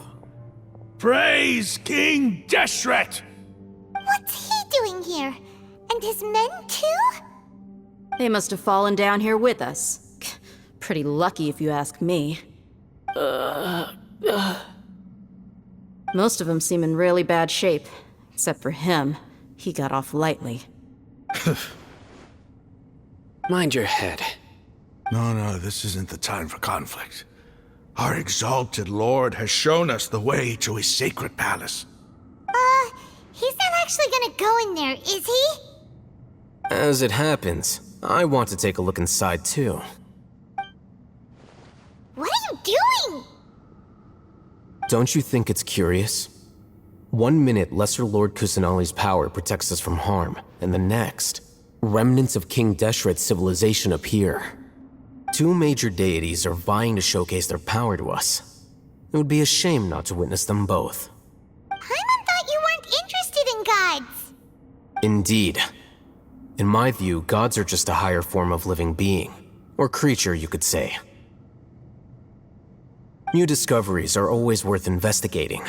Whether they have anything to do with gods is neither here nor there. Raman, what are you gonna do about your men? I'll just let them lay here.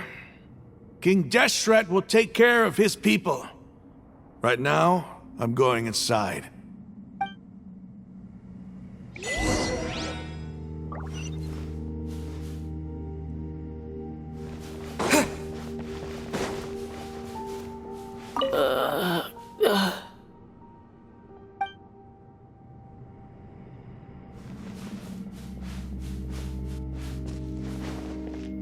Grandpa? Grandpa? Oh no, he's getting confused again.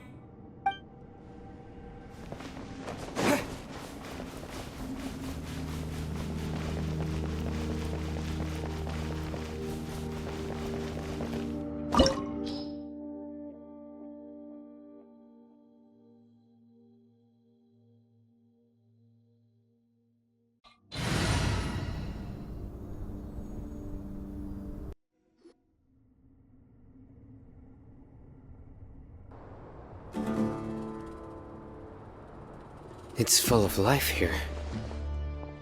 This defies comprehension. It looked completely desolate from the outside.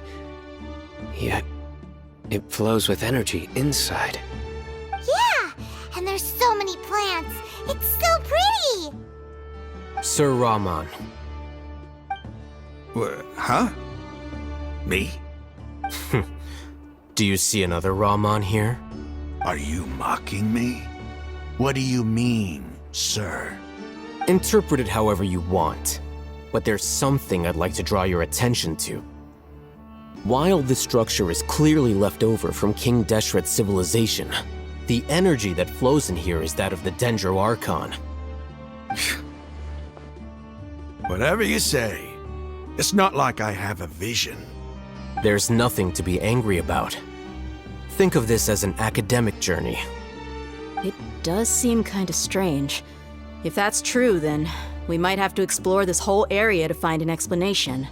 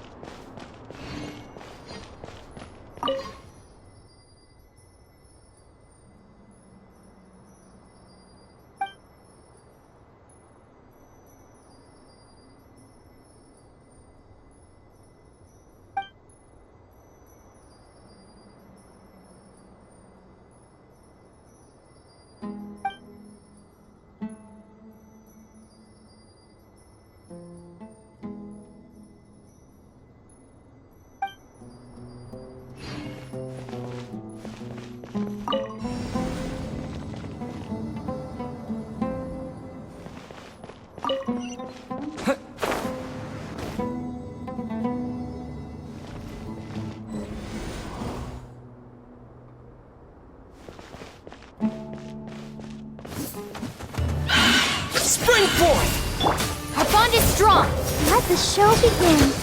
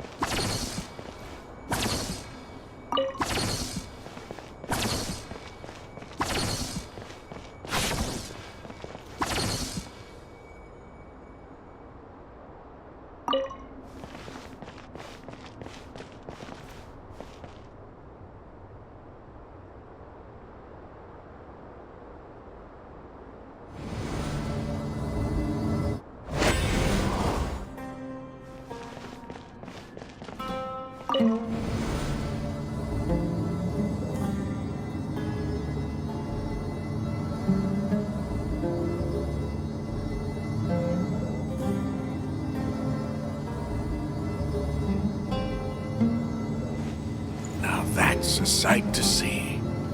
King Deshret's splendor surrounds us. There's so much vegetation here. It's different than what I expected. Sure are a lot of plants for a desert. That's what I call divine providence of King Deshret.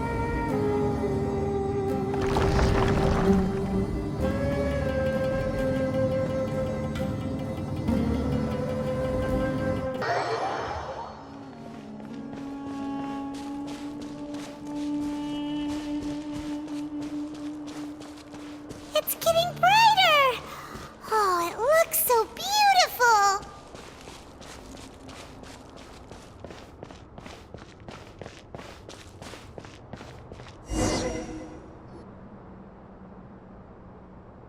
Wait. What's that?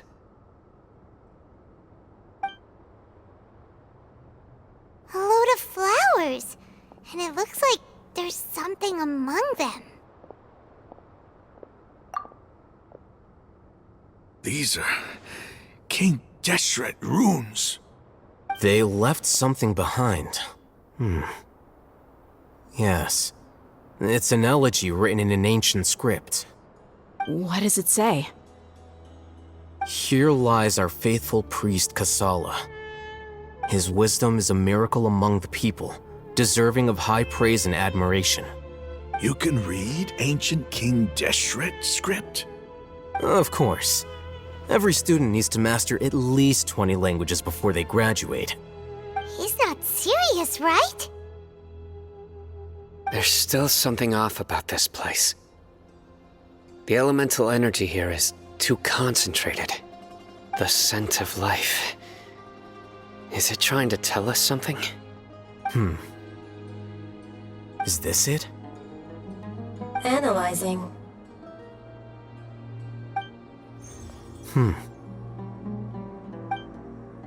There seems to be a hidden message among these skeletal remains. Excellent. There's a device from King Deshret's civilization in this gravesite. I'll transmit the information over and project it for everyone to see. Isn't sharing knowledge against the Academia's rules? Yes. However, under the circumstances, I'd prefer you to see this for yourself. You'll understand after watching it.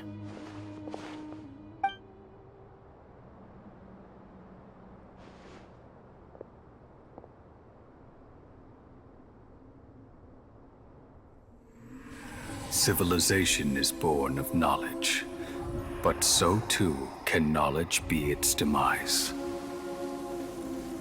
A disaster caught us unaware. It was knowledge that did not belong to this world. King Deshret brought this forbidden knowledge into our world, and it quickly spread like a plague.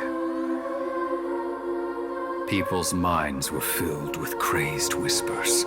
Dark gray scales spread across their bodies. Even the land was stripped of its vigor. Only a desperate, deathly silence remained. Were it not for Greater Lord Rukkhadevata from the forests, the damage would have been irreversible. She summoned the priests to build temples and infused into them the divine power of life. The disaster was miraculously tempered, and the embers of our civilization were preserved in Aru village. Alas, the miracle could not last. As long as forbidden knowledge continued to exist, it would forever blight this world. In the end, the proud king of the desert, my eternal lord, chose to sacrifice himself. I have spent my whole life since guarding one of these many temples. But now, my duty is coming to an end. As I close my eyes for the final time, the sight of that noble deity will appear in my vision once more. In helping King Deshret to eradicate forbidden knowledge, she exhausted her strength, and her form became that of a small child. How strange. Now that I think of her, I no longer have any fear of death, for I sense that the spirit of life will abide with me during my eternal sleep. Children of the desert, cling no longer to past grievances, but hold tight to the memory of this act of benevolence. What was that? The priest's memories. No, impossible. Greater Lord Rukkhadevata. So the former Dendro Archon and King Deshret were never enemies at all. But this doesn't make any sense. The Dendro Archon's followers, they're clearly... Was that the former Dendro Archon? She became so tiny in the end.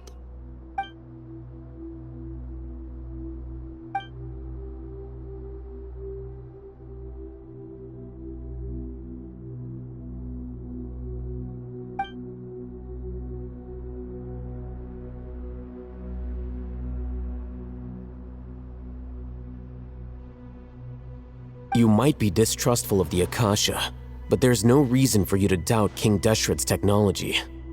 You've just witnessed his priest's last words. I've never heard about any of this before. The surviving followers of King Deshret all gathered in Aru village. Our god did not make mistakes. We refused to believe any of the rumors.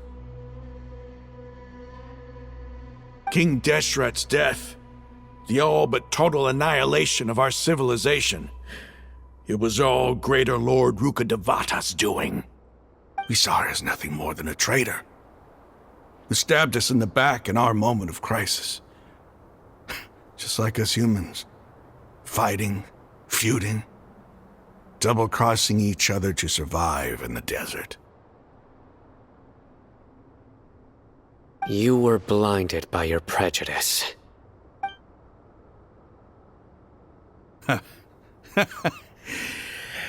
If I hadn't seen this for myself, if I hadn't witnessed his last words with my own eyes, ears, and heart, how could I ever begin to accept this? The truth is so far from what I've always known. Am I really supposed to believe that after all these years, all this time seeking revenge, suddenly now my enemy is my savior? Raman, that's enough. Give it a rest. You're starting to make a fool of yourself. Dia, tell me, my Eremites and I, what are we even fighting for?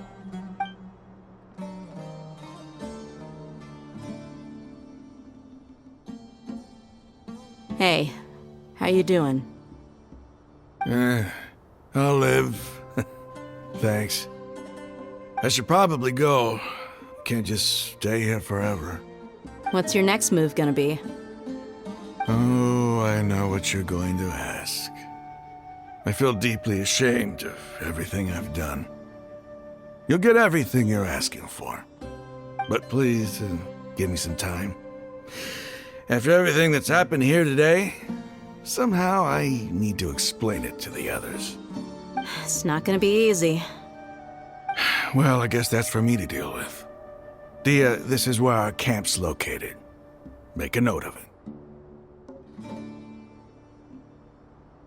When would be a good time for us to go? Tomorrow, I'll convince everyone that we're all on the same side.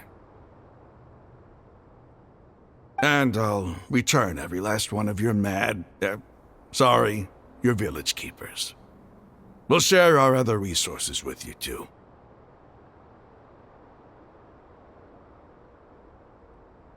You seem to finally understand that our true enemy is the sages.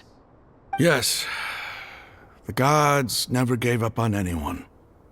It's the people responsible for all this that need to face the consequences of their actions.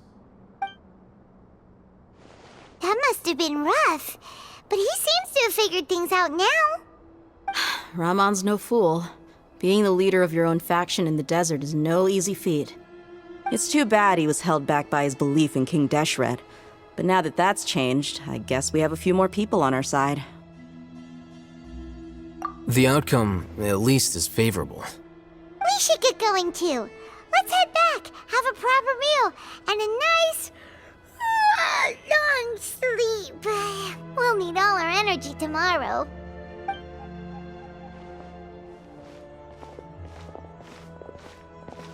Sino, we're leaving! Stop yelling.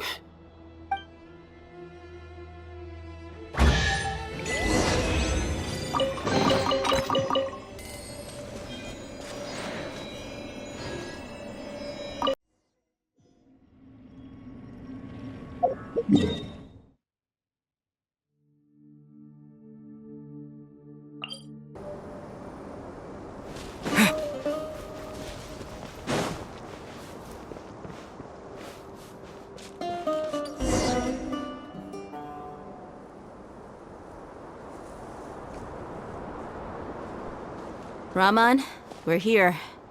Everything's been arranged. Someone will bring the village keepers back to Aru village shortly. I guess all I can say now is, thanks for agreeing to help. Don't mention it. I think we can both agree you went to hell and back for it. But we share a common cause now. From here on out, we're allies. Where are the perpetrators? I'll bring you to them. Follow me.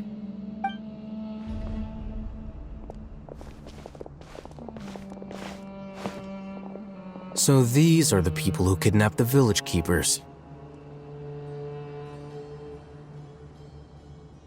Oh no, it's the scribe! There's no need to yell. No one can help you now.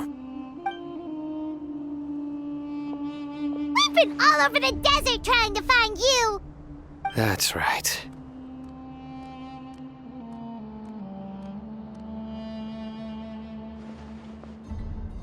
General Mahamatra? No, no! Make it quick, please! Swift and painless!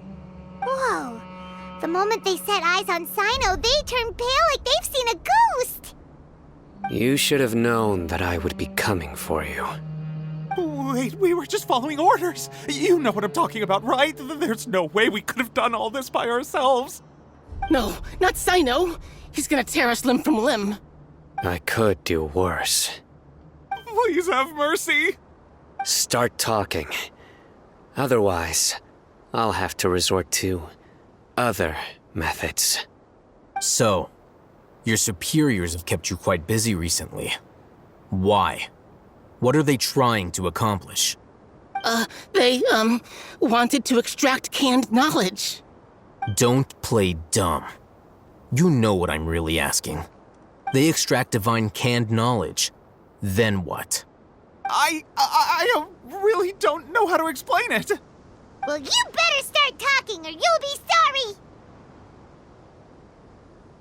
You don't want to make things any more difficult for yourself, do ya? Be my guest.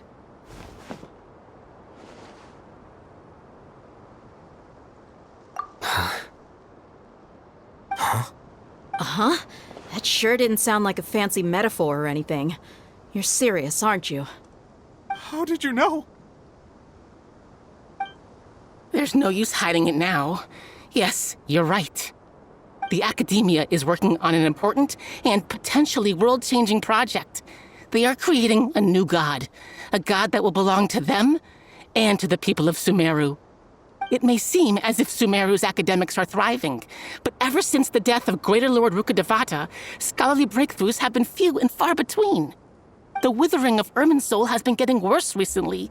The sages have tried everything they could think of, but nothing's worked. I'm always hearing them say things like, if only Greater Lord Rukkhadevata was still with us. Continue. And then, someone from the Fatui showed up. They called him the Doctor. He brought a gnosis and said he wanted to borrow the Academia's research facilities. The Doctor was previously expelled from the Academia. At first, the sages looked down at him in disdain. But when he said those words, everyone's expression changed. He asked them, "Do you wish to create a god?" This is what the arrogant ignorance at the extreme end of academia looks like. First, the Academia spent a long time constructing a divine vessel, which was based on an exquisite humanoid puppet. After that, they harvested dreams via the Zeb-Zerus Festival Samsara, maximizing the Akasha's output. With the Doctor's help, and the Akasha now functioning at maximum efficiency, they were able to use it to extract the power from the Gnosis and convert it into a divine core. Next, they decided that their new god needed to possess divine wisdom. For that to happen, they needed a huge quantity of divine canned knowledge. It adds up. But how do you determine whether the knowledge extracted is of divine origin? Call it an educated guess? The Academia has been trying to figure out the exact source of the Scholar's madness for centuries, but to no avail. Nobody can explain the cause of this phenomenon. Surely you can see what that implies, Scribe Alhaitham. If it's knowledge no mortal can comprehend, then it must be something only gods are able to decipher. In other words, it's the source of the God of Wisdom's omniscience and omnipotence.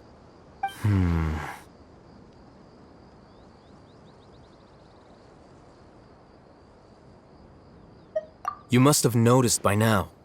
The Academia doesn't care about who their god is. It's the ability to exercise control over knowledge and wisdom that matters.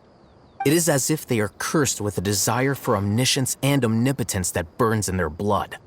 Some organisms demonstrate phototaxis, and thus orient their entire lives in respect to sources of light. For the sages, their only source of hope is the existence of a deity who embodies the acme of wisdom. This is but a form of phototaxis. For many scholars, the absence of a god of wisdom means stumbling in the darkness for the duration of their lives. Then what does Lesser Lord Kusanali mean to you? Is she not a true god present in this world? If you already have a new god, why try to create another one? From the beginning, the Academia has never treated her as a god. When the Academia first discovered Lesser Lord Kusanali, the newborn god of wisdom, the sages hoped that she would be as wise as Greater Lord Rukkhadevata. But upon evaluation, they found that at the time she possessed no more intelligence than any ordinary human child. The sages never had a ruder awakening. This forced them to accept that Greater Lord Rukkhadevata had indeed passed away. Not to mention that Lesser Lord Kusanali's Gnosis has been used to power the Akasha this entire time. By herself, she has neither an Archon's raw power, nor the spectacular insight expected of a god of wisdom. Slowly but surely, people began to forget about her existence. So, this is the path the sages have chosen.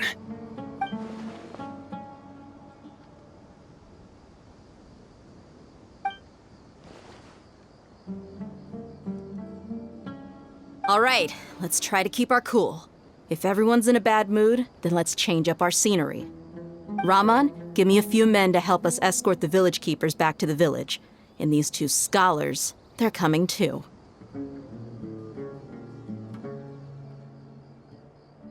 Sure, as you wish.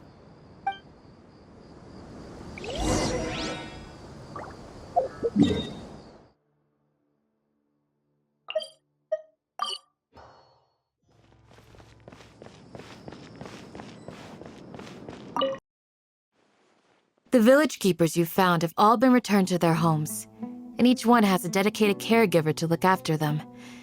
The two new scholars are being kept under close supervision, too.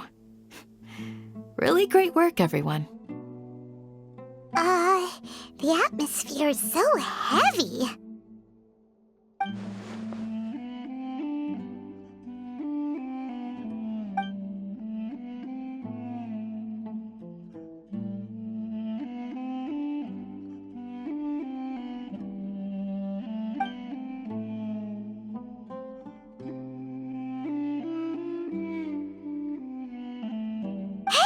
Say something! Stop spacing out!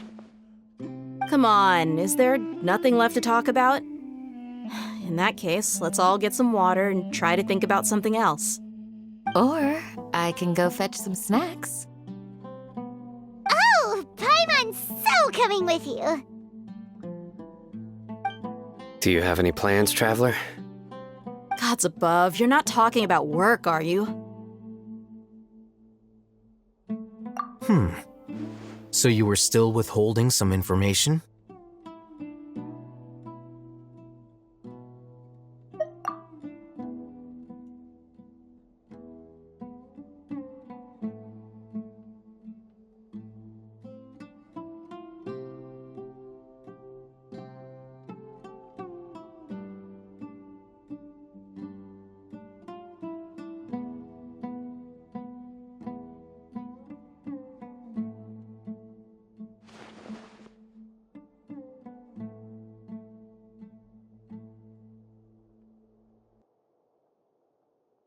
We lived through all of this firsthand, it still feels super surreal to hear you talk about it again.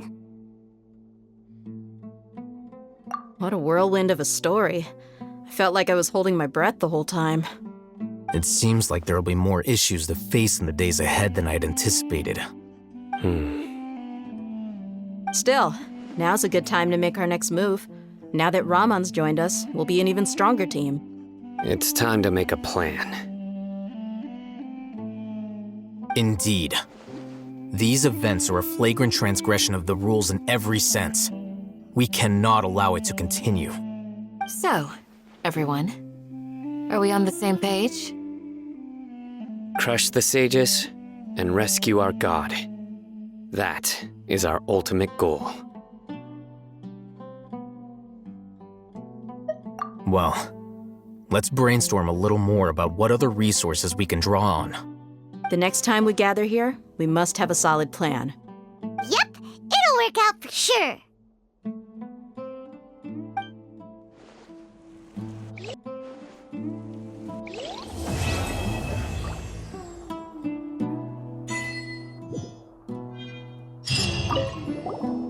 Don't rush.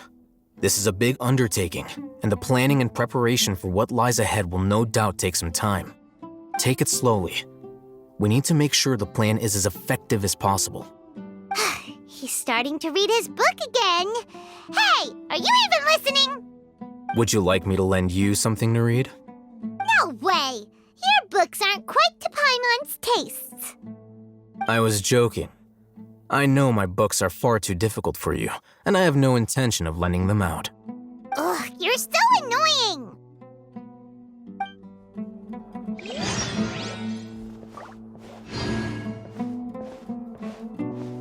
You must let me know if there's anything I can do to help. Though I cannot leave Aru Village, I can't help but feel stirred when I see the looks in your eyes. I've never felt as roused as this when fighting alone in the past. I suppose this must be the power of camaraderie.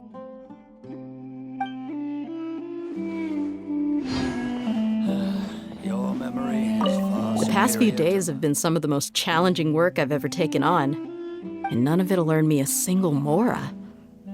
I can't believe it. Look on the bright side, Dia. Maybe we'll get a huge reward after this is all over. You've got a point. Hey, what would you do if you woke up tomorrow with more money than you could ever spend? Paimon would buy boatloads of tasty snacks. That's it? And maybe some tasty drinks as well? How adorable. Well, here's to all our indulgent fantasies. If there's a chance they can come true, I'll give it my best shot. And here's hoping that everything we do from now on will change this world for the better.